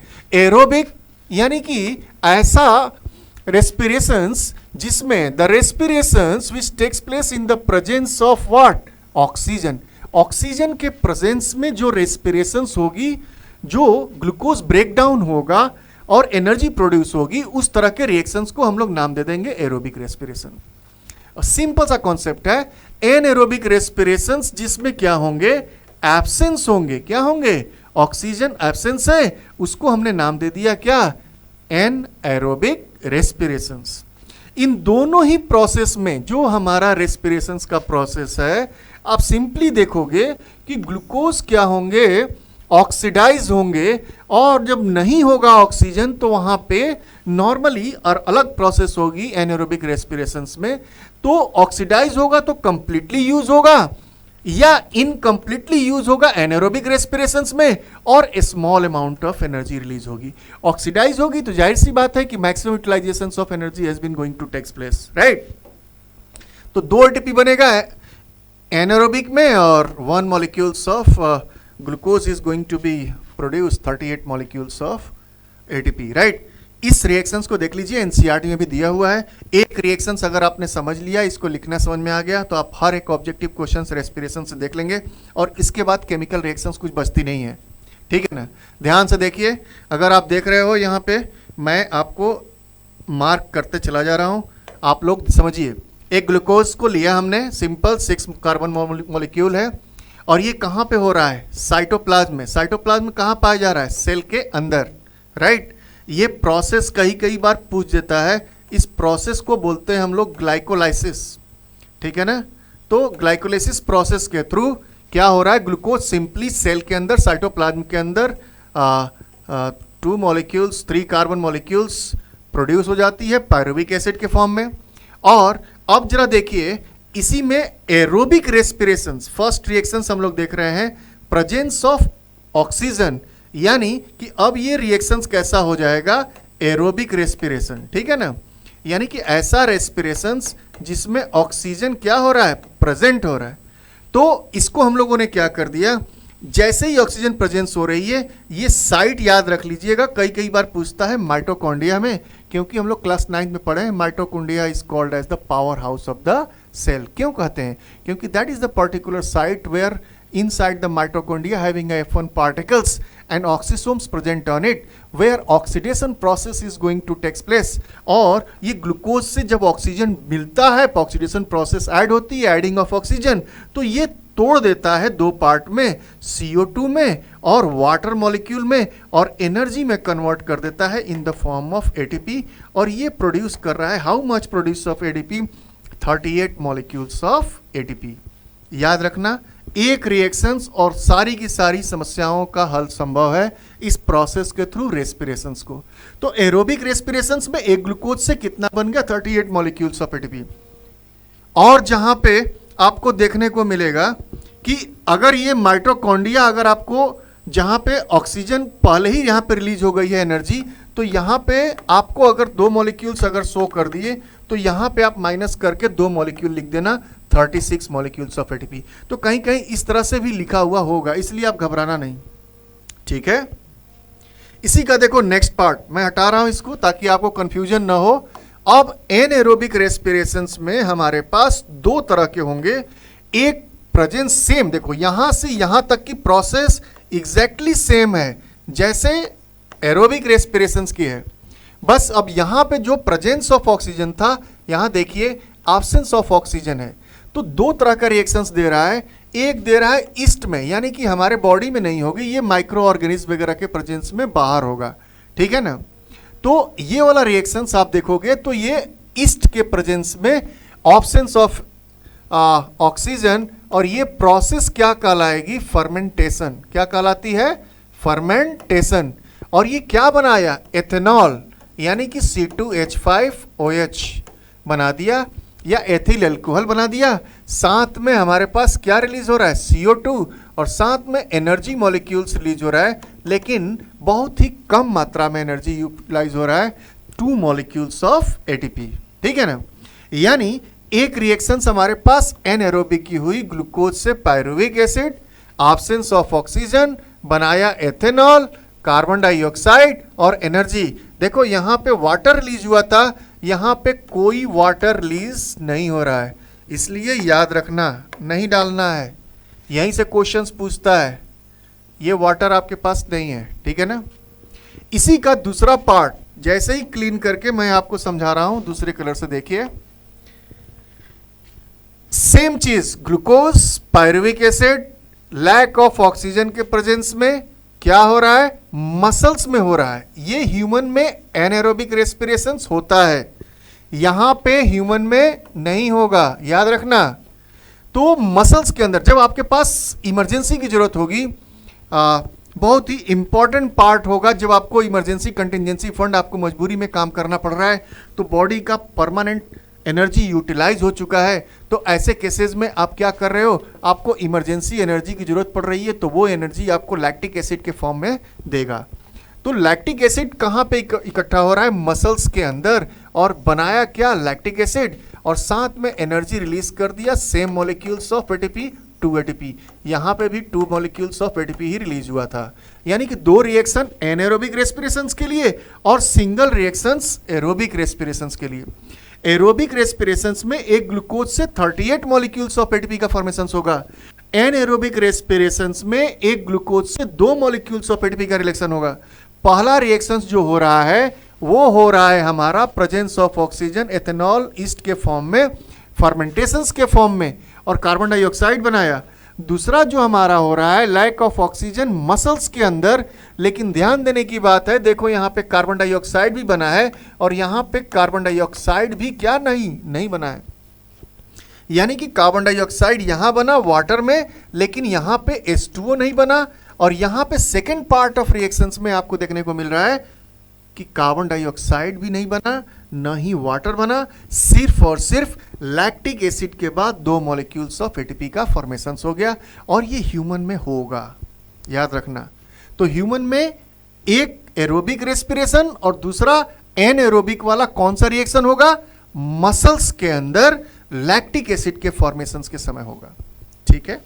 ऐसे हमारा एनर्जी प्रोड्यूस हो रहा है, और वो एनर्जी लाइफ प्रोसेसेस के रूप में खत्म कर रहे हैं, ठीक है, यूटिलाइज कर रहे हैं चलाने के लिए। तो जैसे हमने एनिमल्स में देख लिया, उसी तरह हमारे प्लांट्स में भी रेस्पिरेशन की प्रोसेस होगी, और ये प्रोसेस काफ़ी सिंपल होती है, बहुत ज़्यादा टफ नहीं है, इसलिए ज़्यादा परेशान होने की जरूरत ही नहीं है। Plant involves the exchanging of respiratory gases. अरे भाई, स्टोमेटल पोर के थ्रू गैसियस एक्सचेंज होती है ना, तो यहाँ से देखिए ऑक्सीजन, कार्बन डाइऑक्साइड दोनों ही हमारे पास है। कार्बन डाइऑक्साइड एब्जॉर्ब हो रही है दिन में, रात में इसका उल्टा ऑक्सीजन एब्जॉर्ब हो रहा है, और उसी तरह दिन में ऑक्सीजन रिलीज हो रहा है, और रात में ऑक्सीजन क्या हो रहा है, इनटेक हो रहा है through the environment. They do not have a special respiratory structure, हमारी तरह लंग्स वगैरह नहीं बन रहा है प्लांट के अंदर ही है, ठीक है ना। तो exchanging of gases in plant occurs through the stomata and intercellular spaces present of plant body. यहाँ से भी करते हैं, कुछ ऐड कर लीजिए। उसी तरह स्टेम में भी होते हैं, ठीक है ना। स्टेम में हमारे पास सेल होते हैं लेंटिसेल्स, राइट। ये लेंटिसेल्स में हमारे गैसियस एक्सचेंज होते हैं। एक हमने देख लिया लीव्स, जो अभी आपको बताया ऊपर, स्टेम्स भी होते हैं, और पार्ट्स जो रूट्स होते हैं वहाँ भी आपको देखने को मिलेगा, जो सॉइल के अंदर खूब सारा क्या होगा, इंटरसेलुलर स्पेसेस, जहाँ पे रूट्स हमारे पास प्रेजेंट हैं, राइट। और जो इंटरसेलुलर स्पेसेस हैं, यहीं से हमारी जो प्लांट है वो क्या कर लेते हैं, गैसियस एक्सचेंज का काम कर लेते हैं। यानी कि रेस्पिरेशंस हमारे प्लांट्स में भी 3 जगह देखने को मिला, एक लीव्स के स्टोमेटल पोर में, दूसरा स्टेम के लेंटिसेल्स में, और रूट्स के जो हमारे सैंड पार्टिकल के बीच में इंटरमॉलिक्यूलर स्पेस है। वही चीज़ को यहाँ पे देखिए ऑलरेडी दिखाया गया, आप देख लो, इसको समझ लो। Gaseous exchange takes place by the process of diffusion oxygen through the stomata into the cell leaf. During the day time 2 काम होगा, फोटोसिंथेसिस होकर carbon dioxide utilise, oxygen released. Night में उसका उल्टा, कार्बन डाइऑक्साइड एलिमिनेट होंगे, ठीक है ना। Roots exchanging of gas root plants also takes place by the process of which one, same process, diffusion, due to the air present between the particles, intermolecular space के पास gap है। Stems, जो gaseous exchange जो हमारे पास देखने को मिलेगा, parenchyma tissue, जहाँ पे स्मॉल पोर्स होंगे और उसके बीच में इंटरसेलुलर स्पेसेस होते हैं और वहीं से ये गैसियस एक्सचेंज होते हैं वाया लेंटिसेल्स, तो that is the 3 parts which are going to be utilise in respirations in plants, right. देख लीजिए, आगे बढ़ते हैं। इसका फिजिकल पार्ट आपका एनिमल्स में आप देखोगे अलग अलग तरह के आपको देखने को मिलेगा। उसी तरह हर एक इंडिविजुअल, जैसे एक्वेटिक ऑर्गेनिज्म है, फिश है, गिल से ले रहे हैं। टेरेस्ट्रियल हमारे जो ज़मीन पे पाए जाने वाले लंग्स होंगे, ठीक है ना, जिसमें human, birds, another kinds of dogs, अलग ट्रैकिया, इंसेक्ट्स पाए जाएंगे, ठीक है। अलग अलग लिविंग ऑर्गेनिज्म, उनके मोड ऑफ रेस्पिरेशन प्रोसेस के लिए भी हमारे पास अलग अलग, ठीक है ना। तो रेस्पिरेटरी सिस्टम में आप देख रहे हो ह्यूमन में हमारे पास consist nostril, nasal cavity, pharynx, trachea, bronchi, lungs, bronchioles, alveoli, ये सब के सब पार्ट हमारे किसके हैं? लंग्स के। That is a lungs play a very important role to the respiration process which is going to be help, because ये एक फिजिकल प्रोसेस है, वो एक केमिकल प्रोसेस है। यहाँ पे गैसियस एक्सचेंज की बात हो रही है और वहाँ पे केमिकल सब्सटेंस को हम लोग ब्रेक डाउन करके एनर्जी प्रोड्यूस कर रहे हैं, ठीक है। बॉडी के लिए स्पेशली हमारे पास जो नोज देख रहे हो, फेरिंग्स, लैरिंग्स जो साउंड बॉक्स है, जो ट्यूब जिसको हम लोग इस तरह से कार्टिलेज रिंग पाई जा रही है, इसको हम लोगों ने नाम दे दिया ट्रैकिया, राइट। और 2 हमारे पास लंग्स पाए जाएंगे, ठीक है, right side as well as left side. तो दोनों ही पोर्शंस में आपको देखने को मिलेगा और ये पोर्शंस जाके बढ़ जाएंगे ब्रैंकियोल्स में और यहाँ पे छोटे छोटे सैक लाइक स्ट्रक्चर देखने को मिलेगा जिसको कि हम लोग नाम दे देते हैं एल्वियोलाई। क्या नाम बोलते हैं इसको? Alveoli, right. That is a kind of sac like structure. तो ये लेफ्ट लंग्स और ये राइट लंग्स और ये डायफ्रैम पे क्या हो रहा है? सिट्यूटेड है, राइट। तो whole lungs is going to be take a play a very important, यानी कि जब हम लोग इसकी बात कर रहे हैं तो हम 2 चीज़ की बात करेंगे, एक इनहेल की बात करेंगे और दूसरा हम लोग बात करेंगे किसकी? एक्सेल की, ठीक है। देखो, inhalation process as well as acceleration process, simply concept है। इनहेलेशंस में हम लोग क्या कर रहे हैं कि गैस को क्या कर रहे हैं? इनटेक करते हैं। क्या करते हैं? Intake via nostril, right. तो गैसेस में हमको पता ही है, ऑल गैसेस, गैसेस का मतलब केवल ऑक्सीजन नहीं, ऑल गैसेस, राइट। तो सभी गैसेस अंदर गया और वहाँ पे लंग्स के अंदर इनटेक करते हैं। लंग्स के अंदर जैसे ही इनटेक हो रहा है, ठीक है ना, इनटेक होने के बाद क्या होता है कि यहाँ पे हमारे पास ऑलरेडी पड़ा हुआ portions of lungs, right, excuse me. तो ये पार्ट में अलग अलग पार्ट में बढ़ जाता है जहाँ पे आपको देखने को मिलेगा इस तरह के सैक लाइक स्ट्रक्चर, राइट। तो क्या हो रहा है, इसको आप इजी वे में देखिए। हमने इनटेक किया क्या? गैसेस इंक्लूडिंग ऑक्सीजन, यहाँ से इनटेक हुआ, ये हमारा डायफ्रैम, राइट। जैसे ही अंदर आया, इसके अंदर खूब सारा ऑक्सीजन यहाँ पे चला गया। एल्वियोलाई के अंदर आप देखते क्या हो कि एल्वियोलाई से सटे हुए खूब सारे फाइन कैपिलरीज यहाँ पे दिख रहे हैं। ये क्या है? Capillaries, right. और कैपिलरीज के अंदर आपने को देखने को क्या मिलेगा कि वहाँ पे हमारे पास आरबीसी है, ब्लड, और आरबीसी के अंदर है हमारा क्यों? हीमोग्लोबिन, और जो कि एक रेस्पिरेटरी पिगमेंट है। क्या बोलते हैं इसको? Respiratory pigment. यानी कि ये पिगमेंट क्या करेगा? ऑक्सीजन को एब्जॉर्ब करेगा। क्या करेगा? Haemoglobin is going to be absorb, haemoglobin going to be absorb, क्या करेगा? ऑक्सीजन, ऑक्सीजन को एब्जॉर्ब कर लिया, ठीक है। वो भी बड़ा इंपॉर्टेंट है। देखिए, इन्वायरमेंट में 21% ऑक्सीजन प्रेजेंट है, लेकिन यूटिलाइज केवल कितना परसेंट हो रहा है? 4%। ये डिपेंड करता है आरबीसी की साइज पे। आरबीसी जो होती है सेल, उस पे डिपेंड करता है कितना उसका जो सरकमफेरेंस है, जो सेल की जो चौड़ाई है, लंबाई है, जितना सरफेस एरिया उस पे करेगा। कुछ बीमारियां ऐसे हो जाती हैं, एनीमिया, जिसकी सेल की साइज़ काफ़ी छोटी हो जाती है, ऐसे में इसका एब्जॉर्प्शन 4% से भी कम हो जाता है। तो इनहेलेशंस आप समझ लो पहले, सिंपल कॉन्सेप्ट, उसके बाद हम लोग समझेंगे। जैसे ही आप बॉडी के अंदर जो एल्वियोलाई के पास आया, तो ये ऑक्सीजन क्या करेगा कि थोड़ा फोर्स लगाना शुरू करेगा। फोर्स लगाने का सेंस कि ये बाहर की तरफ क्या हो रहा है, फोर्स लगा रहा है, ठीक है ना। यहीं पे गैसियस एक्सचेंज होती है। जो एल्वियोलाई है, हम लोग को पता है कि एल्वियोलाई के अंदर गैसियस एक्सचेंज होते हैं। क्या होंगे? Gas exchange, right. क्योंकि इसी में कैपिलरीज है जो क्या करेंगे, ब्लड हाई कंसंट्रेशन अंदर ज़्यादा है, ब्लड के अंदर ऑक्सीजन की मात्रा कम है, automatically movement is going to started from high concentration to lower concentrations during the process of diffusion. तो ब्लड के अंदर आ गया खूब सारा ब्लड, राइट। तो ये प्रेशर लगाया बाहर की तरफ। तो देखो इसके डायफ्राम पे भी ये प्रेशर लगाना शुरू करेगा, डायफ्राम पे प्रेशर लगाना शुरू करेगा। तो ये देखो डायफ्राम की जो साइज है आपकी, जो ऐसे बनी हुई, ये ऐसे बनी हुई है, ये धीरे धीरे क्या हो जाएगी, एज ए स्ट्रेट हो जाएगी। यानी कि ये ऐसे बना हुआ, और जब लंग्स ने प्रेशर डाला तो ये धीरे धीरे क्या हो गई, ऐसे हो गई सीधी। ये है डायफ्राम का पोजीशंस। तो डायफ्राम हमारा कैसा हो गया, सीधा हो गया, ठीक है ना।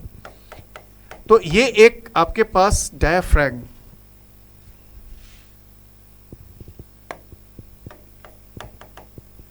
that is the portions where lungs will be going to be present on it।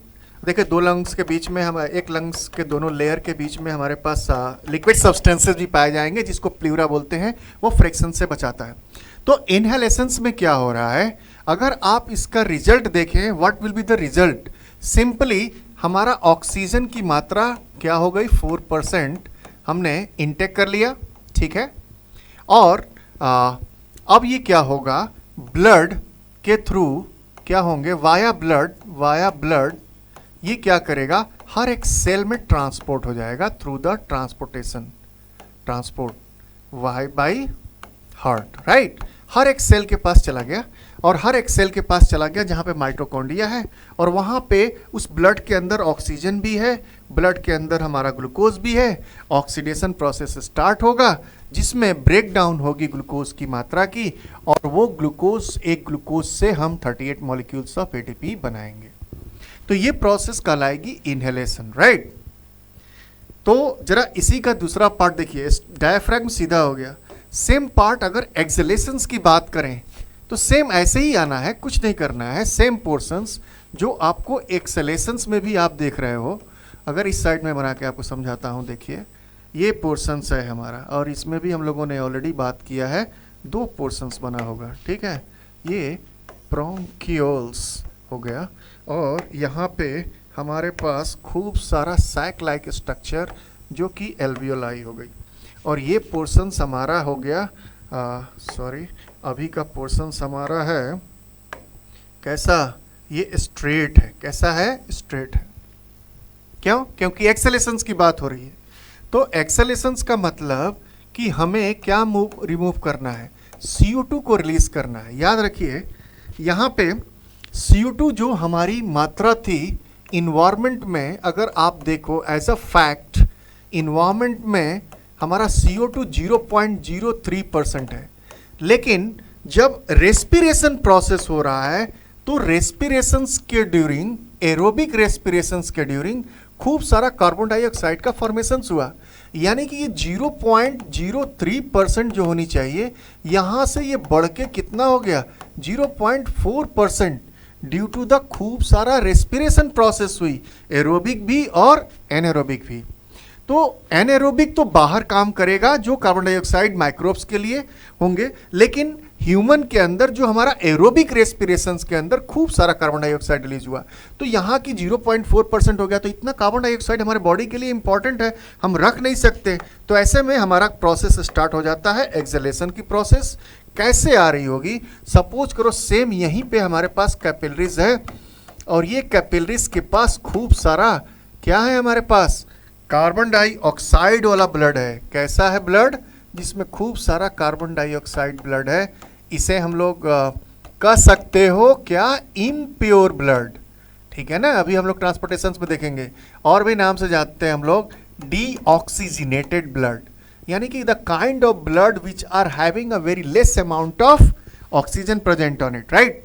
तो यहाँ पे डीऑक्सीजनेटेड ब्लड अब जैसे ही आया बॉडी के अंदर, अब ये क्या करेंगे, अब इस बार जरा देखना, यहाँ का कंसंट्रेशन हाई ब्लड के अंदर ज़्यादा है, और बाहर हमारा कार्बन डाइऑक्साइड की कंसंट्रेशंस कम, तो ऑटोमेटिकली मूवमेंट स्टार्ट होगी और ये बाहर से अंदर आ जाएगा लंग्स के अंदर। और साथ में देखो, जब ये जा रहा है बाहर से अंदर की तरफ प्रेशर लग रहा है, तो ये प्रेशर चारों तरफ लगेगा, यानी कि हमारे पास इस डायाफ्राम में भी लगेगा, यानी कि नीचे से ऊपर की तरफ। तो रिजल्ट में क्या आएंगे, सारे के सारे डिफ्यूजन प्रोसेस के थ्रू कार्बन डाइऑक्साइड खूब सारा एब्जॉर्ब होके कहाँ चला गया, ब्रंकियोल से ब्रोंकाई में, और ब्रोंकाई के थ्रू हमारे पास क्या हो गए, इस नॉस्ट्रिल के थ्रू कहाँ चला गया, कार्बन डाइऑक्साइड से क्या हो गया, बाहर रिलीज हुआ। ठीक है। और इसमें एक और भी चीज़ हमारे को देखने को मिलेगा कि यहाँ पे आपकी जो ये डायाफ्राम थी, जो स्ट्रेट थी, यहाँ प्रेशर लगने की वजह से वापस से ये कर्व में आ जाएगा। ठीक है।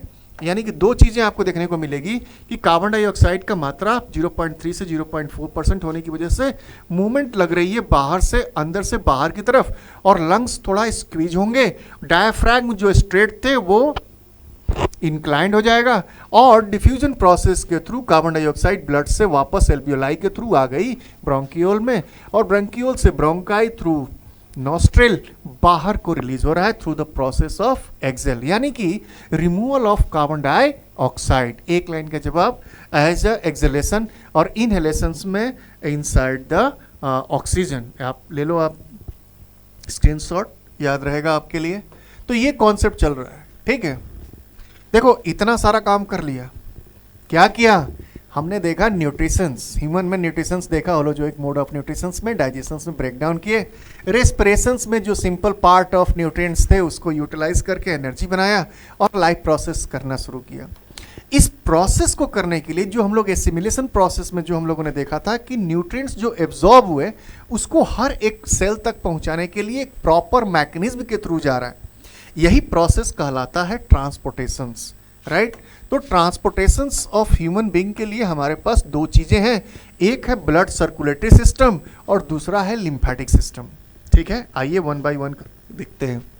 Transport system of human being also called circulatory system, क्या नाम दे देते हैं इसको, circulatory system, comprises blood vascular system and lymphatic system through the blood vascular system. Three important components are there: blood, blood vessels and heart, right? And lymphatic system include like a lymph vessels and lymph nodes.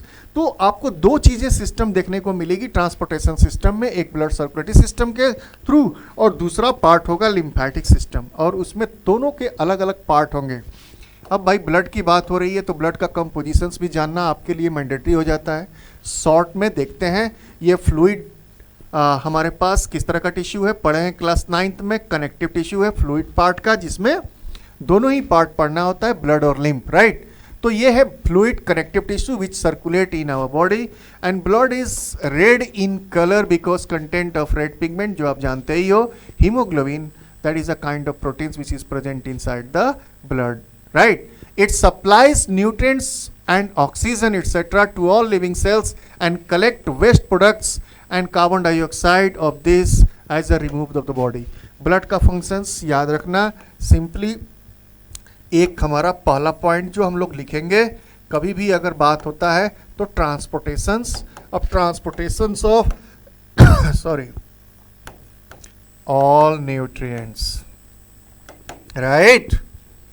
Nutrients, wastes, hormones, all kinds of chemical substances, सभी चीज़ें एक ही जगह move हो रही हैं। दूसरा part जो देखते हो ब्लड के अंदर जो आप देखना है, इस प्रोसेस को बोलते हैं इम्यूनाइजेशन, यानी कि fight against microbes, fighting against microbes. Right. ये हमारा आ जाता है सर्कुलेटरी सिस्टम में।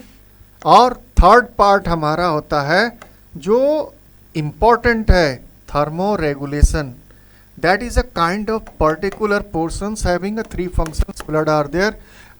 टेम्परेचर, बॉडी टेम्परेचर्स को मेंटेन करना, राइट, मेंटेन बॉडी टेम्परेचर, ठीक है ना। कभी अगर पूछता है तो इसका फंक्शंस आप लिखिएगा।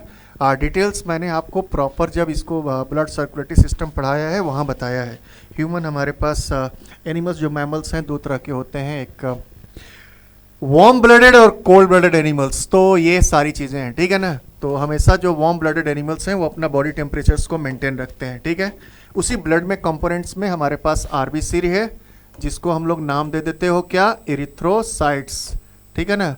रेड है, रेड क्यों है, अभी हम लोगों ने पढ़ा, क्योंकि इसके अंदर पाया जाता है क्या, हीमोग्लोबिन।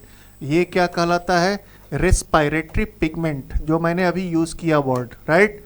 ये ऑक्सीजन को एब्जॉर्ब करता है, सिंपली आप समझो, ज़्यादा कुछ नहीं समझना है, ठीक है। बिना आरबीसी के एब्जॉर्ब नहीं होगा, और ज़्यादा जाओगे तो इसकी लाइफ स्पैन जो हमारी पास है 120 डेज है, right.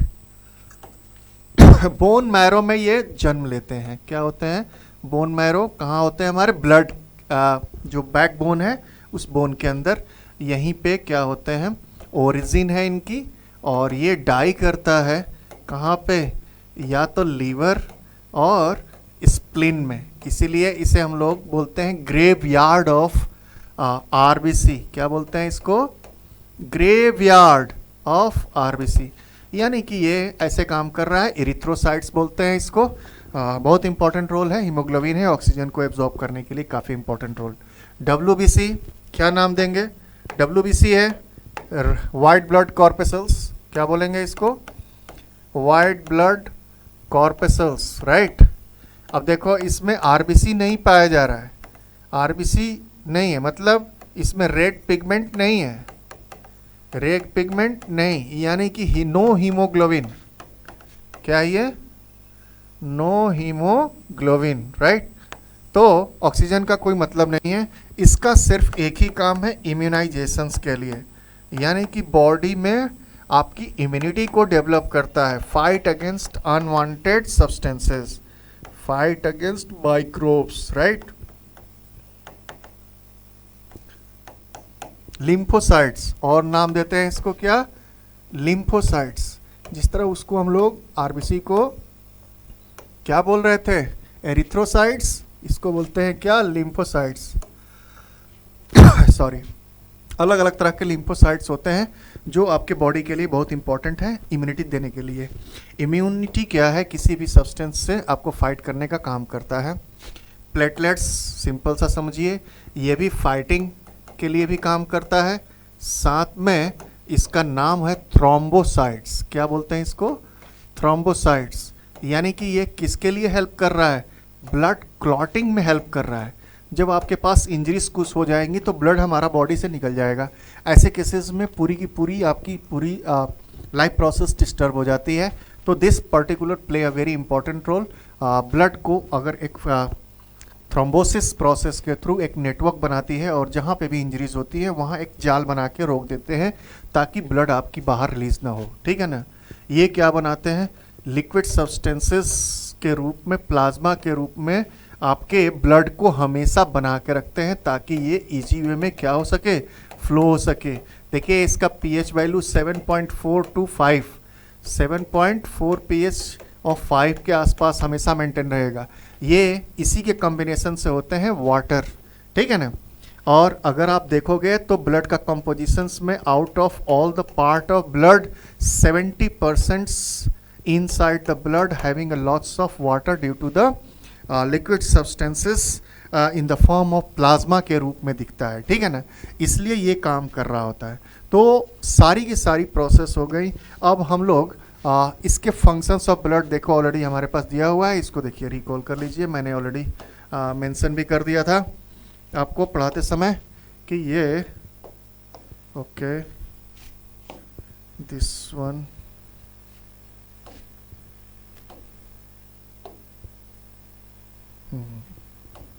okay, go it now.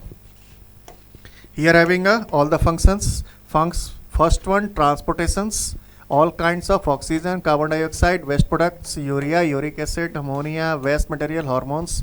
देखिए बच्चे लिख देते हैं एक ही चीज़ को 5 बार लिख के आएंगे, transportations of oxygen, carbon dioxide, waste material, urea, और बोलेंगे उनको मार्क्स नहीं मिला। 3 नंबर का मार्क्स है, तीनों अलग अलग आंसर होना चाहिए, ठीक है ना। आप लिखना transportations of nutrients, that is the first point. Another part is thermoregulation, maintenance the body temperature, immunizations, fighting against unwanted substances, and maintain the proper water balance and salt in your body, right? So that is the kind of functions which is going to be takes place at the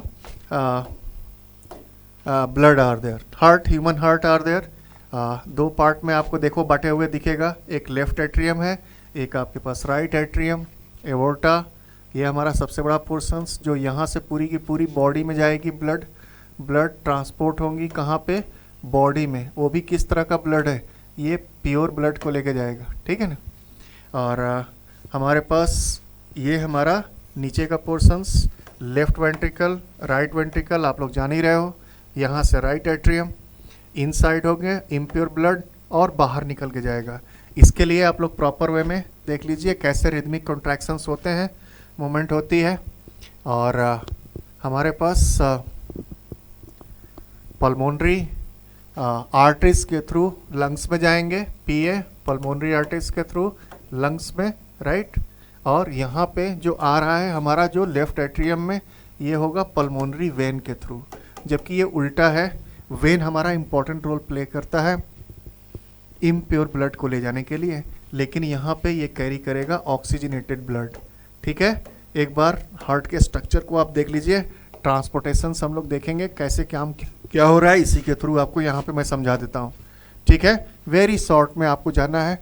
इसे देखो, human blood circulatory system को एक नाम से देते हैं double circulatory system. यानी कि हम लोगों ने जब देखा था लंग्स को, तो देख रहे थे वहाँ पे लंग्स से हमारी पूरी की पूरी ऑक्सीजनेटेड ब्लड और इनहेलेशन और एक्सहेलेशन प्रोसेस हो रही थी। यानी कि अगर हम समझे यहाँ पे इनहेलेशंस का प्रोसेस, यानी कि हम ऑक्सीजनेटेड को ब्लड को लेके आ गए ब्लड के अंदर, और वहाँ इसे हम लोग नाम दे दिया क्या, लंग्स। देखो 3 पार्ट इंपॉर्टेंट है ब्लड सर्कुलेटरी सिस्टम में, एक लंग्स का पोर्शंस, और ये वाला पोर्शंस हमारा हार्ट का पोर्शंस होगा, और लास्ट का पोर्शंस हमारा होगा किसकी, बॉडी के पार्ट में, ठीक है ना। तो देखो क्या हो रहा है, इनहेलेशन प्रोसेस के थ्रू जो ऑक्सीजनेटेड ब्लड है, ऑक्सीजनेटेड ब्लड आया, ध्यान से समझिएगा, पल्मोनरी वेन के थ्रू, यहाँ गड़बड़ मत करना, नाम है पल्मोनरी वेन, पीवी, और ये कैसा कैरी कर रहा है ब्लड, ऑक्सीजनेटेड ब्लड कैरी कर रहा है, जबकि वेन का काम है इम्प्योर ब्लड को कैरी करना, ठीक है।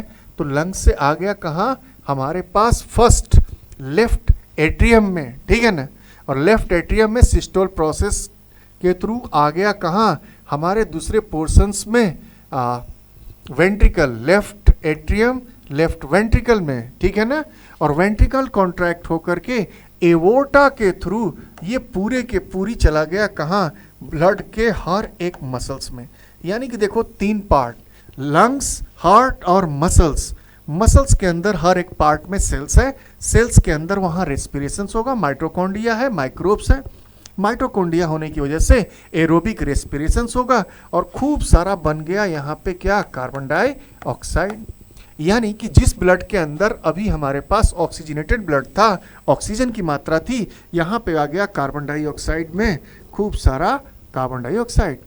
तो यहाँ से लेके जाता है हमारा ब्लड, इम्प्योर ब्लड, ये वाया वेन्स, राइट। और यहाँ से जो एवोर्टा से जो बॉडी पार्ट में लेके आया, ये हमारा है आर्टरीज के through. Arteries carries, please understand, oxygenated blood को कैरी करता है, ऑक्सीजनेटेड ब्लड, राइट।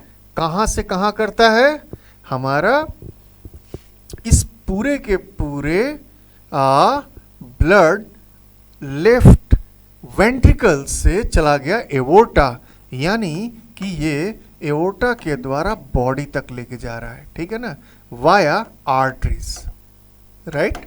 और यहाँ देखिए मसल्स के थ्रू जो ये इम्प्योर ब्लड लेके गया कहाँ पे, राइट एट्रियम में, ठीक है ना। और ये जो एंट्री पॉइंट कहलाती है वेना कावा, क्या कहलाती है, वेना कावा, यहाँ लिखा हुआ है vena cava of the body, और जाके एंट्री कर रहा है, वहाँ पे भी सेम सिस्टोल और डायस्टोल का प्रोसेस हो रहा है। यहाँ से ब्लड वापस हो जाएगी किसमें, पल्मोनरी आर्टरी से, याद रखना ये है पल्मोनरी आर्टरीज। और ये कहाँ से लेके जा रहा है, ये हमारा राइट वेंट्रिकल्स, याद रखना राइट वेंट्रिकल से इम्प्योर ब्लड, कार्बन डाइऑक्सीजनेटेड ब्लड है, और लेके जा रहा है कहाँ, लंग्स के पास, राइट। यहाँ पे उल्टा, यानी कि ये हमारा कैरी कर रहा था lungs to where left atrium, left atrium कौन, पल्मोनरी वेन, राइट। तो जहां पल्मोनरी वेन आ गया तो समझ जाओ इसका उल्टा, तो ये ऐसे ब्लड हो रहा है। अब इसे डबल सर्कुलेटरी सिस्टम क्यों कहते हैं? देखिए ह्यूमन 4 चेंबर हार्ट है। ह्यूमन 4 चेंबर हार्ट का मतलब कि जिस भी पार्ट ऑफ किसी भी इंडिविजुअल्स में जब 4 चेंबर हार्ट होगा तो वहां पे प्योर और इम्प्योर ब्लड का ट्रांसपोर्टेशन की बात आएगी। तो एक ही ब्लड आप देख रहे हो कि सेम ब्लड एक प्रॉपर सर्कल सर्कुलेट होने के लिए twice a time, 2 bar heart में प्रवेश कर रहा है, इसीलिए इसे नाम देते हैं क्या, डबल सर्कुलेटरी सिस्टम, राइट। तो यानी कि अगर इसको फ्लो चार्ट में देखो तो लंग्स से आ गया पल्मोनरी वेन, से आके लेफ्ट एट्रियम में, लेफ्ट एट्रियम से लेफ्ट वेंट्रिकल, लेफ्ट एट्रियम में कॉन्ट्रैक्शंस हुए और रिलैक्सेशंस के थ्रू मूव एवोर्टा के थ्रू चला आया कहाँ, आर्टरीज के वाया आर्टरीज मसल्स के अंदर, मसल्स से वापस चला गया वेन्स के थ्रू वेना केवा, ऊपर चला गया राइट पार्ट ऑफ हार्ट, जैसे राइट हमारा ये पोर्शन है, ये लेफ्ट पोर्शन है, तो right part of upper arteries that is called as a right artery atrium, और वहां पे कॉन्ट्रैक्शन हुआ वेंट्रिकल, फिर वेंट्रिकल से कॉन्ट्रैक्शंस होकर के वाया पल्मोनरी आर्टरी चला गया लंग्स में। यानी कि सिंपल ये प्रोसेस आप देख लेना, डिटेल्स में अगर समझना हो तो अपने उस हार्ट के सर्कुलेटरी सिस्टम मैंने ऑलरेडी डाल रखी है, उसको 1 बाय 1 स्टेप बाय स्टेप आप जाके देख लो और आपको समझ आ जाएगा। तो एज अ फ्लो चार्ट के रूप में आप तैयार करो, और ये क्वेश्चंस बार बार पूछे जाते हैं, इसको देख लीजिए, ठीक है, इसे देख लीजिए, सिंपल सा। और अगर नहीं समझ में आता है तो इससे आपको क्लियर हो जाएंगे सारी चीजें। देखिए जो हम लोग ने डिस्कस किया कि इसमें एक लंग्स पार्ट है और दूसरा हमारा बॉडी ऑर्गन, और यहां से जो ब्लड आ रही है हमारा लेफ्ट एट्रियम में आ रही है। सबसे पहले लेफ्ट एट्रियम में कौन लेके जा रहा है, पल्मोनरी वेन, वहां से कॉन्ट्रैक्शन हुआ लेफ्ट वेंट्रिकल, और यही चीज यहां से बाहर होते हुए आपको दिखा रहा है एवोर्टा के थ्रू, और ये जो लेके जा रहा है ये है मेन आर्टरी, कहाँ लेके गया, बॉडी ऑर्गन यानी कि मसल्स के अंदर, राइट। और मसल्स के अंदर हमारे पास खूब सारी आर्टरीज और वेन्स जहां मिलती हैं वहां खूब सारी पतली सी कैपिलरीज बन जाती हैं, और कैपिलरीज बनने के कारण वहां की जो वॉल है काफी थिन है, तो गैसियस एक्सचेंज मसल्स के अंदर या न्यूट्रिएंट्स एक्सचेंज और भी हमारे मसल्स के अंदर इजीली हो जाते हैं। तो यहां से हमारा क्या होता है कि जो मसल्स के अंदर खूब सारा कार्बन डाइऑक्साइड बना due to the process of respiration, deoxygenated blood यानी कि खूब सारा कार्बन डाइऑक्साइड बन गया, और यहां से लेके जा रहा है जो आर्टरी के अगेंस्ट आता है वेन, और ये लेके गया कहां पे, वेना कावा, वेना कावा के थ्रू राइट एट्रियम में, राइट एट्रियम से आ गया राइट वेंट्रिकल, और यहां से मूव हो करके यहां से दिखा रहा है आपको कहां जा रहा है, लंग्स। और ये जो आर्टरीज है इसका नाम हम लोग नाम दे दिए क्या, पल्मोनरी आर्टरी, यानी कि कैरी कर रहा है क्या, डीऑक्सीजनेटेड ब्लड, ठीक है। यही देखिए सेम, इसीलिए इसको नाम देते हैं हम लोग क्या, डबल सर्कुलेटरी सिस्टम, ठीक है। हार्ट बीट, इसी में आप देखोगे हार्ट बीट का कॉन्सेप्ट क्या है कि 1 complete contraction and relaxation of heart is called heart beat, right. Normal heart beat हमारी कितनी, 70 to 72 times per minute, right. इसके लिए हम लोग यूज करते हैं स्टेथोस्कोप, जो डॉक्टर आपको देखते हैं कान में लगा के दिखाते हैं, और पल्स को चेक करते हैं, ठीक है। पल्स देखो, आप देखोगे expansion of artery and each time of blood is forced into it, that kind of force we can call it to be identified by the pulse, right। उसे ही हम लोग एक पल्स के रूप में डालते हैं। each heartbeat generate pulses in arteries, so the pulses rate of person equal to the number of heartbeat, that means 70 to 72 times। यहाँ पे एक कॉन्सेप्ट आती है, ये सारी प्रोसेस होती है कैसे, ब्लड प्रेशर्स के फॉर्म में, कैसे होती है, ब्लड प्रेशर के फॉर्म में। तो देखिए हार्ट को मैंने बोला ट्रांसपोर्टेशन करने के लिए, सर्कुलेटरी सिस्टम के लिए 2 प्रोसेस है, सिस्टोल और diastole, systolic pressure and diastole. तो pressure in which blood pumped around the body by the heart is called blood pressure. 2 type of BP are there, systolic pressure यानी कि contractions की बात कर रहे हैं, maximum pressure is going to be utilised by the blood lifts and heart through the main arteries, during contraction phase is called systolic pressure, right. यानी कि blood हमारा लब डब का साउंड कर रहा है, contraction relaxation continuously is going to be done, right, and the left part as well as right part continuously. Systole has been only take place 0.4 second, right, थोड़ा fast होता है, 0.1 second लेता है systole करने के लिए, और डायस्टोल में हमारे पास 0.4 सेकेंड लेते हैं, तो उतने देर में ब्लड हमारी फिर से फिल हो जाती है, ठीक है ना। तो ये हमारे पास बीपी का जो सिस्टोलिक प्रेशर है ये 120 mmHg के रूप में होता है, याद रखना। डायस्टोल प्रेशर रिलैक्सेशन प्रेशर की बात हो रही है, जिसमें artery during the relaxation, right, phase of heart, that is called as diastolic pressure.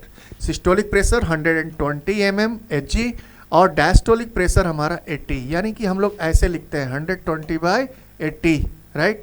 इसके लिए एक इंस्ट्रूमेंट मेजर करते हैं जिसको हम लोग बोलते हैं स्फिग्मोमैनोमीटर। स्फिग्मोमैनोमीटर डॉक्टर्स जो आपको यहाँ हाथ में एक प्रेशर लगा के आपको पुश करते हैं और मैक्सिमम पुश करते हैं ताकि आपकी आर्टरीज क्या होगा, बंद हो जाए, और वहाँ से स्टेथोस्कोप से उसे चेक करते हैं कि क्या फ्लो रुका कि नहीं। इसलिए क्योंकि उस समय क्या होगी, जब ब्लड फ्लो रोकेंगे तो हार्ट हमारा मैक्सिमम कॉन्ट्रैक्शंस करेगा ताकि ब्लड को पास आउट करें, उस ब्रेक को तोड़ें। तो इस समय मैक्सिमम सिस्टोल प्रोसेस होगी। उसी समय आपको इस इंस्ट्रूमेंट स्फिग्मोमैनोमीटर से आप मेजर कर लेते हो कि मैक्सिमम सिस्टोलिक प्रेशर किसी भी इंडिविजुअल का कितना है, ठीक है।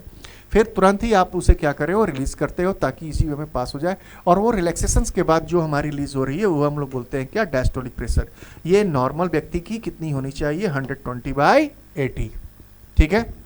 ये कॉन्सेप्ट था इतना ब्लड सर्कुलेटरी सिस्टम का, क्योंकि सिंपल सा एनर्जी हमारे को प्रोड्यूस करना है लाइफ प्रोसेसेस में, और ब्लड ही हमारा एक ऐसा कंपोनेंट है जो हर एक न्यूट्रिएंट्स को लेके जा रहा है। अब जरा ध्यान से सुनिए, दूसरा पार्ट है हमारा लिम्फेटिक सिस्टम का। बहुत ही सिंपल है, छोटा है, आपको पूछता है 2070 में भी 3 मार्क्स का क्वेश्चन पूछा है, तो एक बार देख लीजिए। अ kind of system tiny tubules called lymph vessels, यानी लिम्फेटिक की बात कर रहे हैं, लिम्फ नोड्स होंगे, और human body which transport the liquid called lymph, वो लिक्विड जिसमें लिम्फ कहते हैं हम लोग, और ये मोस्टली कहाँ पाई जाती है, ध्यान से देखिए, टिश्यू के अंदर। Blood circulatory system that is called as lymphatic system and have a following parts, lymph capillaries, lymph vessels, lymph nodes और लिम्फ। देखो होता क्या है, सिंपल सा कॉन्सेप्ट है, यहाँ से देखो आर्टरीज आ गई और यहाँ पे हमारे क्या हो गए, खूब सारे कैपिलरीज हो गए। ये हमारा मान लो क्या है, आर्टरीज, राइट, और ये हमारे पास क्या हो गया, वेन। तो होता क्या है, सिंपली जब आप देखते हो इसमें ये चूंकि कैपिलरीज है, क्या है ये, कैपिलरीज, राइट, और कैपिलरीज के बाहर हमारे पास खूब सारे क्या है, मसल्स, कैपिलरीज हैं, ठीक है ना।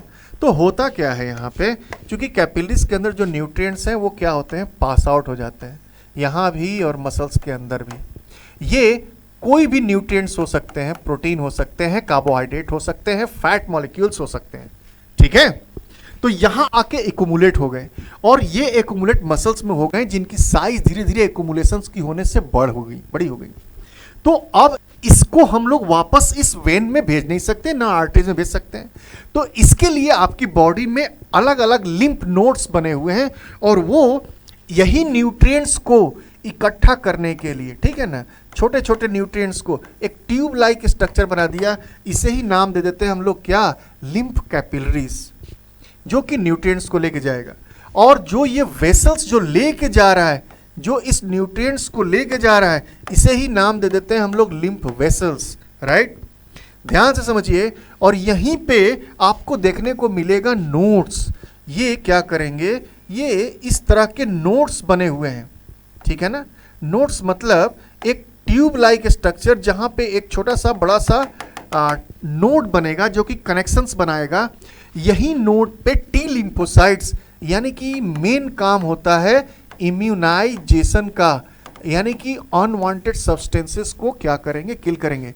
यहां देखिए ब्लड नहीं आया, केवल और केवल अदर देन आरबीसी है, यानी कि डब्ल्यूबीसी है, प्लेटलेट्स है, कुछ न्यूट्रिएंट्स हैं, लार्ज मॉलिक्यूल्स ऑफ न्यूट्रिएंट्स जो प्रोटीन, फैट और कार्बोहाइड्रेट के फॉर्म में है। और ये जाके अंत में तब जाके ये मिल जाएगा ब्लड सर्कुलेटरी सिस्टम में। और ये जो लिक्विड जो यहां से मूव होती है, इसे ही हम लोग नाम दे देते हैं क्या, लिम्फ, और इसको हम लोग बोलते हैं लिम्फ नोड्स।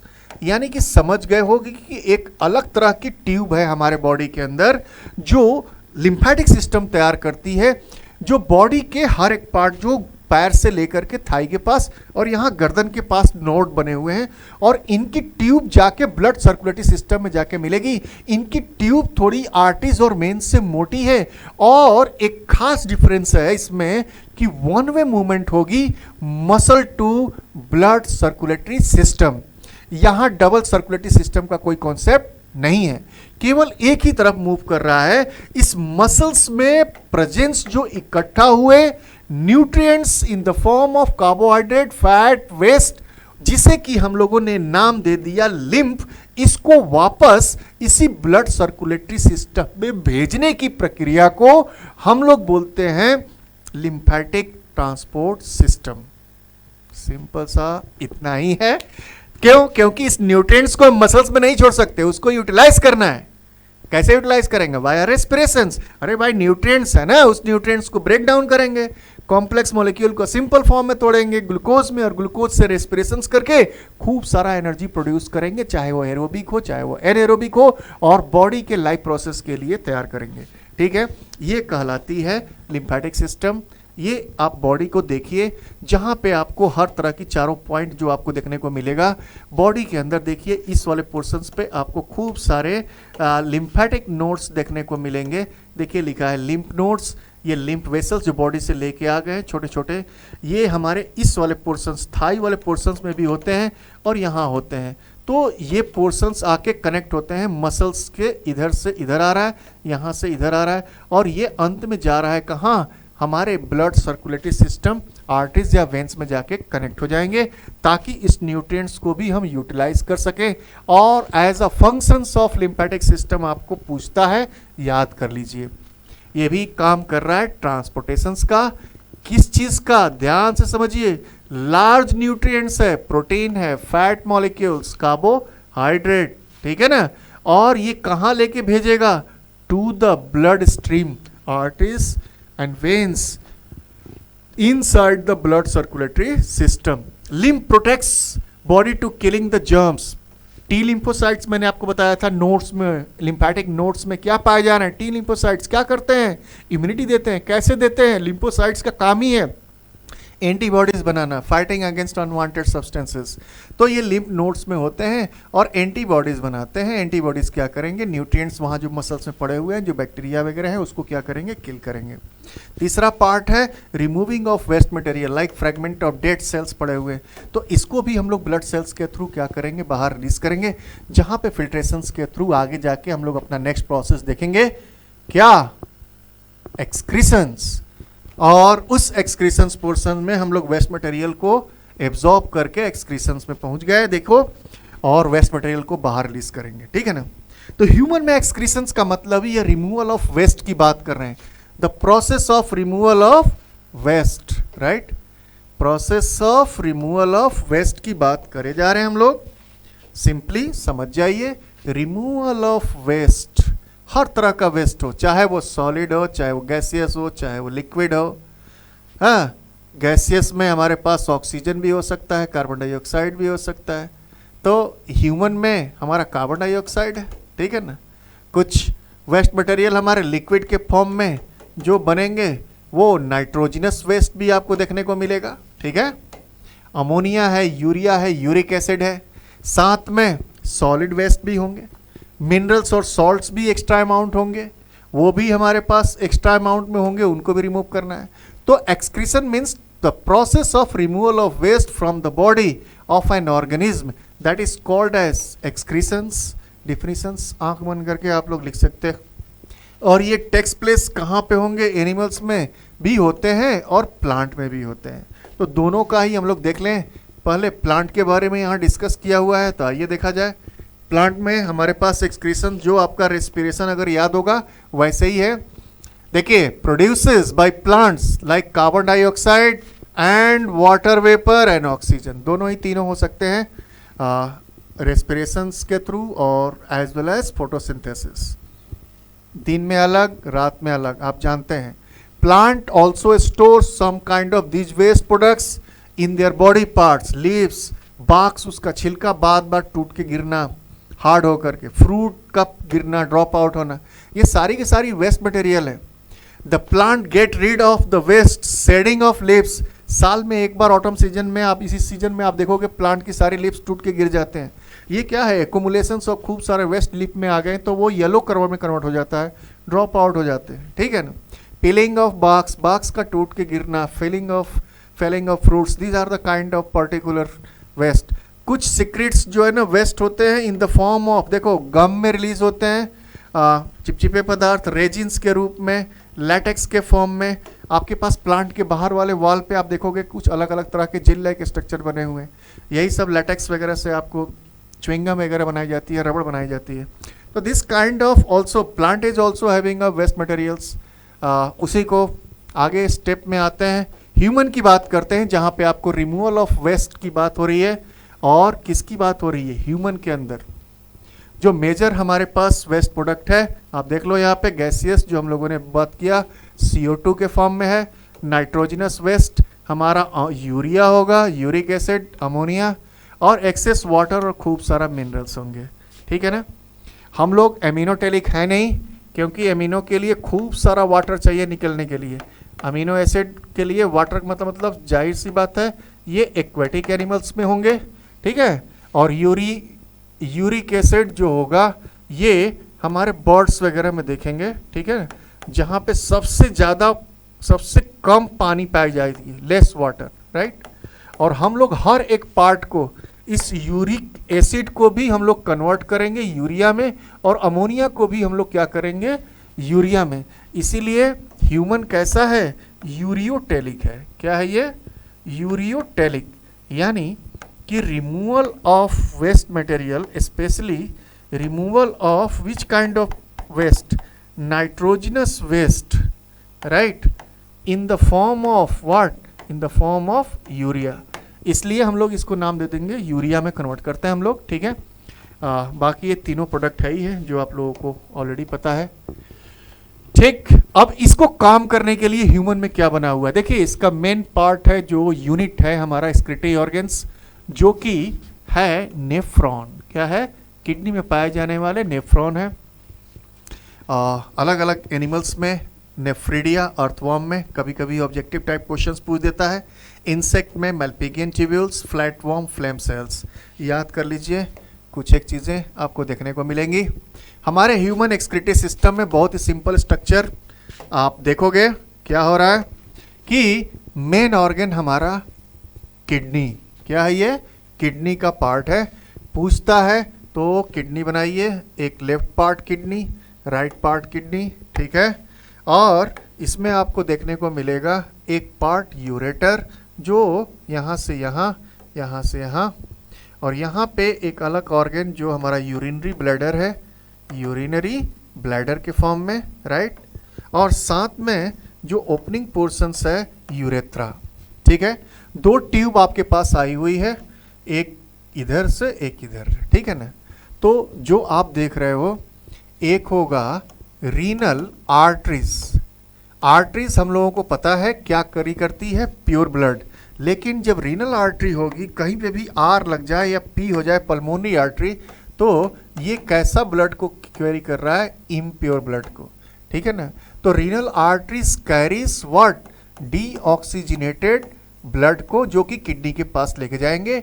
और किडनी के अंदर हमारे पास मिलियंस ऑफ नेफ्रॉन जो यूनिट्स के फॉर्म में है, नेफ्रॉन, वो उसे फिल्ट्रेशंस करने का काम करेंगे। फिल्ट्रेशंस करने के बाद यूरेटर के थ्रू ये ड्रॉप वाइज इस ट्यूब के थ्रू आते जाएगा और जाके स्टोर हो जाएगा आपके यूरिनरी ब्लैडर में, जहां स्फिंक्टर मसल्स पाए जाएंगे। और वो स्फिंक्टर मसल्स इनवॉलंटरी एक्शंस के थ्रू कंट्रोल किए जाते हैं। नॉन स्ट्रेटेड मसल्स है, स्पिंडल शेप बना हुआ, smooth muscles, involuntary actions medulla oblongata के द्वारा कंट्रोल होगा। और जैसे ही फील होगा, इनवॉलंटरी एक्शंस काम होंगे। यानी कि जब भी आपको एक्स्ट्रा फील होगा, automatically contraction of sphincter muscles is going to takes place, and that form via urethra, all the urinations is going to be removed from the body, right, in the form of excretory system. Nephron का काफ़ी important part है। ये main part जो आपको तीनों part को इसको diagram के थ्रू दिखाना होता है। किडनी को दिखाइए, छोटा सा बीन्स होता है, किडनी बीन शेप्ड, और यही काम है हमारा फिल्ट्रेशंस का काम करने का। नेफ्रॉन ये काम करता है, इसके लिए ये आप एक स्ट्रक्चर बना लीजिए और काफ़ी इम्पॉर्टेंट फंक्शंस आपको देखने को मिलेगा।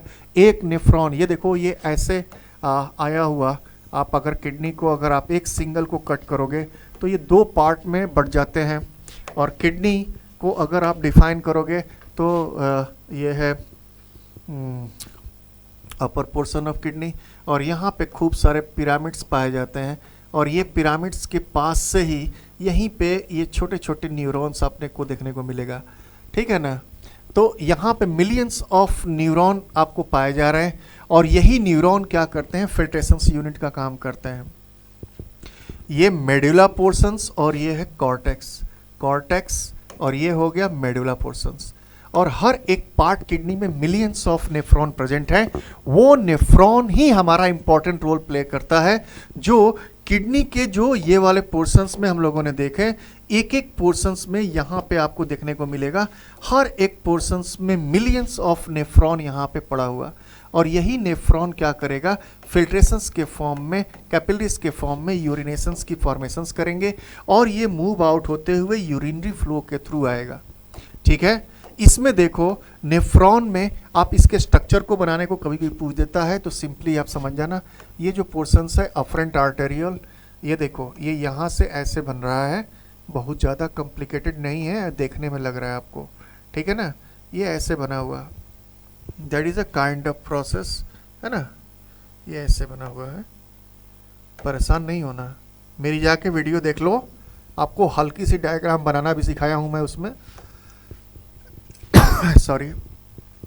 अब यहाँ पे आपके पास आ रही है आर्टेरियल, अफरेंट आर्टेरियल, जो कि इम्प्योर ब्लड को एंट्री कर रहा है, ठीक है ना। ये थोड़ी चौड़ी होती है। ये जो पोर्शंस होंगी, जो दूसरा पोर्शंस जिसको हम लोग एफरेंट बोलेंगे, देखिए इसकी साइज क्या हो गई, कम हो गई यहाँ से इंटर किया, ये पोर्शंस कहलाती है बोमेंस कैप्सूल, नाम पता होना चाहिए।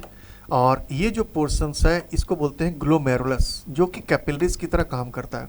तो इम्प्योर ब्लड जैसे ही इधर आते हैं तो यहाँ से बोमेन कैप्सूल्स में ऑटोमेटिकली फिल्ट्रेशन से स्टार्ट हो जाती है। पहला रीएब्जॉर्प्शंस का काम होता है हमारे पास यहाँ, ग्लोमेरुलस रीएब्जॉर्प्शंस, जहाँ पे न्यूट्रिएंट्स हमारे यहाँ से मूव होते हुए आ जाएंगे, और ये जैसे ही पार कर रहे हैं यहाँ तक, ठीक है। देखिए यहाँ से जो पास के ट्यूब्यूल्स है, इसको हम लोग बोलते थे, क्या बोलते हैं, पीसीटी, यानी कि प्रॉक्सिमल कॉन्वोल्यूटेड ट्यूब्यूल्स, जो वोमन कैप्सूल्स के पास में है। फिर यहाँ पे हमारे पास हेनेले लूप है, और जो दूर का पोर्शन है उसको नाम दे देते हैं, जो वोमन कैप्सूल से दूर है उसको बोलते हैं डीसीटी, डिस्टल कॉन्वोल्यूटेड ट्यूब्यूल्स। तो फिल्ट्रेशन होने के बाद इस ट्यूब के थ्रू होते हुए आ रहा है। लेकिन यहीं पे हमारे पास देखोगे एफरेंट ट्यूब्यूल्स खूब सारे अलग कलर के, जो डार्क कलर को दिखा रहे हैं यहाँ पे आपको देखने को मिलेगा, ये चारों तरफ फैला हुआ, और ये बड़ा इंपॉर्टेंट रोल प्ले कर रहा है। आप समझोगे, पहला फिल्ट्रेशंस जो हुई, फिल्ट्रेशंस होने के बाद आप क्या देखते हो कि इसके अंदर कुछ न्यूट्रिएंट्स भी एब्जॉर्ब हो गए। तो वो न्यूट्रिएंट्स को हम डायरेक्ट वेस्ट में यहाँ पे यूरेथ्रा के थ्रू बाहर नहीं निकालेंगे, वो उसे वापस करेंगे, और यहाँ से ये फिल्ट्रेशन से वापस आ जाते हैं पोर्शंस में, ताकि प्योर ब्लड के अंदर जो भी न्यूट्रिएंट्स है उसे रीएब्जॉर्ब करें। और लास्ट में जो पार्ट होती है कि जब आप देखते हो डिस्टल कॉन्वोल्यूटेड ट्यूब्यूल्स तक, यहाँ पे खूब सारे हमारे पास एक्स्ट्रा अमाउंट ऑफ सोडियम है, पोटेशियम है, मिनरल्स का खूब सारा फिल्टर होके चला जाता है, क्योंकि फिल्ट्रेशंस यूनिट में यहाँ पता नहीं चल रहा है। डिफ्यूजन एंड ऑस्मोसिस प्रोसेस के थ्रू ये दोनों पार्ट हो रहे हैं। ऑस्मोसिस यहाँ में इंपॉर्टेंट रोल प्ले करता है, सही परमिएबल मेम्ब्रेन की तरह, जो हायर कॉन्सेंट्रेशन से लोअर कॉन्सेंट्रेशंस मॉलिक्यूल की तरफ मूव करते हैं, ठीक है। तो अल्टीमेटली ये सारी की सारी 3 प्रोसेस होती हैं, इसको हम लोग 1 बाय 1 करके ये देख लीजिए। और यही मेन पूछता है कि what is the functions of nephron. Filtrations, पहला फंक्शंस आपको याद होना चाहिए, क्या करता है filtrations, protein, fat, water, glucose, urea and salt, इसको हम लोग और भी नाम से लिख सकते हो, ग्लोमेरुलस फिल्ट्रेशन। क्या बोल सकते हो, ग्लोमेरुलस फिल्ट्रेशंस, ठीक है ना। तो पहला पार्ट जो आपको देखने को मिल रहा था, जो बोमन कैप्सूल, जो हमारी नर्व्स की, जो हमारी न्यूरॉन्स की बनी हुई, वहाँ पे पहला पार्ट जो आपको देखने को मिल रहा है, यहाँ से जो आ रहा था, ठीक है ना, ये ऐसे बना हुआ, ठीक। तो ये जो आप देख रहे हो यहीं पे पहला फिल्ट्रेशन हो रहा है, इसे ही हम लोग नाम दे देते हैं क्या, glomerulus filtrations. Already there is a having a osmosis process is going to take place, and all the inside having a impure blood which is going to be pass out through afferent arterioles to the Bowman capsules, right, and having all the filtrating units which has been mentioned here, protein, fat, water, glucose, urea and salt is going to be absorbed, right, इसलिए ये filtrations का काम कर दिया। अब जरा देखो selective रीएब्जॉर्प्शंस, जो एक्स्ट्रा अमाउंट ऑफ न्यूट्रिएंट्स जो गए, फैट है, वाटर है, हमको इसको तो बाहर करना नहीं है, तो इसको क्या करेंगे, हम वापस इस मेन स्ट्रीम जो एफरेंट आर्टेरियोल्स में लेके आएंगे। तो वहीं पे होता है selective reabsorb back, right, into the blood stream, and this include most of the water, glucose, amino acids, certain ions like sodium and potassium the body needs to be retain, उसे फिर से एब्जॉर्ब करना चाहती है, ठीक है ना। Another part, ये सेकंड पार्ट हो गया फंक्शंस। और सिक्रीशंस देखिए, सिक्रीशंस क्या करती है, it helps the precise regulations of the body internal environment including blood pressure, electrolytes, this is kind of electrolytes. What is the electrolytes are there? There are lots of minerals present, sodium, potassium, magnesium. It is also having a some kind of nutrients is, minerals is going to be dissolved inside the purifications of blood, और वो बाहर जा रहा होता है, उसको वापस secrete करके मेन एफरेंट आर्टेरियोल्स के थ्रू, वेन्स के थ्रू आपके ब्लड सर्कुलेटरी सिस्टम में पहुंचाता है। तो ये तीन फंक्शंस आपको देखने को मिलेगा जो हर एक nephron as a unit in a kidney nephron काम कर रहा होता है, ठीक है। तो ये प्रोसेस हमारी कंप्लीट हो जाती है। इसी केस में जब आप देखते हो, जब किसी व्यक्ति की किडनी का फेलियर हो जाता है, किडनी प्रॉपर तरीके से काम नहीं करते हैं, तो ऐसे केसेस में आर्टिफिशियल किडनी का प्रोसेस स्टार्ट होता है, जिसे हम लोग कहते हैं डायलिसिस प्रोसेस या एनालाइजर या हीमोडायलिसिस। दो तरह की हमारे पास डायलिसिस प्रोसेस होती है, एक पेराइटल डायलिसिस जो स्टमक से extra amount of unwanted waters वगैरह को निकालते हैं, और दूसरा पार्ट होता है हीमोडायलिसिस, मतलब ब्लड के अंदर जो हमारी जो किडनी काम करना बंद करेगी तो फिल्ट्रेशंस प्रॉपर हो नहीं पाएंगे और वेस्ट मटेरियल्स हमारे बॉडी में एक्यूमुलेट होना स्टार्ट करेंगे from lungs to the legs, right. सबसे पहले लेग्स ही फील करना स्टार्ट होता है क्योंकि लोअर पोर्शन है, और टखने के नीचे अगर आपको दिख रहा है कि खूब सारा वाटर एब्जॉर्ब हो गए, दबाने के बाद अगर वो नहीं पुश आउट होता है, तो समझ जाओ कि that is a kind of individuals which are having almost failuring और such kind of organs like kidney is not proper working. तो किडनी फेल्योर में देखिए सिंपली, अब किडनी काम करना बंद कर दिया, हर एक इंडिविजुअल्स को करीबन 150 लीटर्स पर डे फिल्ट्रेशन हमारा नेफ्रॉन कर रहा है। तो ऐसे केसेस में अगर उतना फिल्ट्रेशंस नहीं होगा तो सारे के सारे वेस्ट मटेरियल क्रेटिनाइज्ड वगैरह, क्रेटिन वगैरह भरना शुरू हो जाते हैं। तो ऐसे में फिर वो व्यक्ति सांस लेना बंद कर देता है प्रॉपर, मतलब दिक्कत होती है, लंग्स में पानी भर जाएगा। तो ऐसे केसेस में हम लोग क्या करते हैं, हीमोडायलिसिस करते हैं। उसके लिए एक डायलाइजर मशीन होती है जो कि एक आर्टिफिशियल है, और हमारे आर्टरीज और वेन्स दोनों में कनेक्ट कर देते हैं, और हमारे बॉडी का जितना इम्प्योर ब्लड है इस मशीन में जाएगी, और वहाँ से ब्लड एनालाइजर डायलाइजर मशीन के थ्रू क्या करेगा, सारे वेस्ट मटेरियल को निकाल लेगा और साथ में वापस फिर उसी ब्लड को वापस भेज देगा प्योर करके। लेकिन प्रॉब्लम ये है कि ये हमारा गॉड का जो नेचर था बड़ा ही यूनिक था। जो आप ध्यान से देखो, जो हम लोग पढ़ रहे थे कि डिफरेंट काइंड्स ऑफ सेलेक्टिव रीएब्जॉर्प्शंस का प्रोसेस भी हो रहा है, सिक्रीशंस का भी हो रहा है। आर्टिफिशियल डायलाइजर मशीन केवल और केवल एक काम करता है, वो है फिल्ट्रेशंस का काम। ये जो है सेलेक्टिव रीएब्जॉर्प्शंस और मिनरल्स को क्या करेगा, वापस अपने ब्लड के अंदर लेके नहीं जाएगा। तो ऐसे में बॉडी का क्या होगा कि खूब सारा न्यूट्रिएंट्स जो है हमारे वेस्ट हो जाते हैं। क्या हो जाते हैं? वेस्ट हो जाते हैं। तो ऐसे केसेस में बॉडी काफ़ी वीक हो जाती है। प्रोटीन मॉलिक्यूल्स, खूब सारे फैट मॉलिक्यूल्स जो हमारे बॉडी के लिए ज़रूरत है, वो सारे के सारे खत्म हो जाते हैं। ठीक है, तो ये है हमारा काम जो हमारा डायलाइजर मशीन करता है। देखिए, हर एक व्यक्ति को डायलाइजर मशीन्स पे करीबन अगर प्रॉपर फिल्ट्रेशंस करना है तो 12 आवर की ज़रूरत पड़ती है, या उसे सप्ताह में क्या करें 12 आवर्स नीडेड होती है फिल्ट्रेशंस करने के लिए, या इसे ही हम लोग 4x3 में कर देते हैं, 4-4 घंटे का 3 दिन का स्लॉट दे देते हैं इन अ वीक। हर एक वीक के अंदर 3 दिन आपको 4-4 घंटे की स्लॉट है जो फिल्ट्रेशंस के लिए काम करते हैं। काफ़ी प्रोसेस है, कॉस्टली है, महंगा है, और ह्यूमन का बॉडी काफ़ी वीक हो जाती है, ठीक है ना, इसलिए बॉडी को काफ़ी फिल्ट्रेट करिए। और ये सारी डिजीज़ होने का सिर्फ एक रीज़न है, ब्लड प्रेशर प्रॉपर वे में ना होना, या जो मेन कॉजेज़ होती है शुगर का बढ़ना, ठीक है ना, जो हमारी बॉडी के अंदर ग्लूकोज की लेवल काफ़ी बढ़ जाती है, तो ऐसे में बीपी की मात्रा बढ़ जाएगी। सिंपल सा कॉन्सेप्ट है, शुगर ज़्यादा बढ़ा तो मैक्सिमम टाइम ऑफ किडनी को हम लोगों ने ब्लड फिल्ट्रेशंस के लिए भेजा, उसका सेल कमज़ोर होगा, फिल्ट्रेशंस करना बंद कर दिया, हो गया प्रॉब्लम, ठीक है ना। तो इसका उपाय एक ही है, या तो कंटिन्यूस करते रहें या लीवर अपना जो किडनी है उसे ट्रांसप्लांट कराएं, ठीक है ना। तो ये कंप्लीट आपके पास है, जो कंप्लीट हम लोगों ने सेक्शंस को देखा, स्टार्टिंग किया प्रॉपर तरीके से लाइफ प्रोसेस, उसके बाद डाइजेशंस को दिखाया, ऑटोट्रॉपिक हेटरोट्रॉपिक डाइजेशंस में होलो जो एक मोड ऑफ न्यूट्रिशंस में देखें प्लांट्स का अलग है प्रक्रिया, ऑटोट्रॉपिक मोड हेटरोट्रॉपिक्स में अलग है, और उसके बाद हम लोग डाइजेशंस देखें में के बाद रेस्पिरेशंस के बाद ट्रांसपोर्टेशंस, ब्लड सर्कुलेटरी सिस्टम, और लास्ट में देखें एक्सक्रीशन, ठीक है। तो ये कंप्लीट हम लोगों ने एक वन शॉट में कंप्लीट किया। आप लोग देखो, इसको रिकॉल करो आपकी ज़रूरत के लिए। इससे बॉडी चैप्टर को काफ़ी कंसाइज करने की कोशिश की गई है, कोशिश किया गया है कि हर एक पार्ट को कवर करूं, आपका एनसीईआरटी का कोई क्वेश्चंस न छूटे। चलिए देखते रहिए, जय हिंद। फिर मिलते हैं हम लोग नए स्लाइड के साथ, नए टॉपिक के साथ वन शॉट लेके आएंगे जो आपको हर एक पार्ट को काफ़ी ईजी कर दे, ताकि आप लोगों को एक बेनिफिशियल प्लेटफॉर्म मिल सके। Thank you for watching everyone to Comet Hub online platform. Please encourage to us everyone. जय Hind, take care, bye bye बच्चों।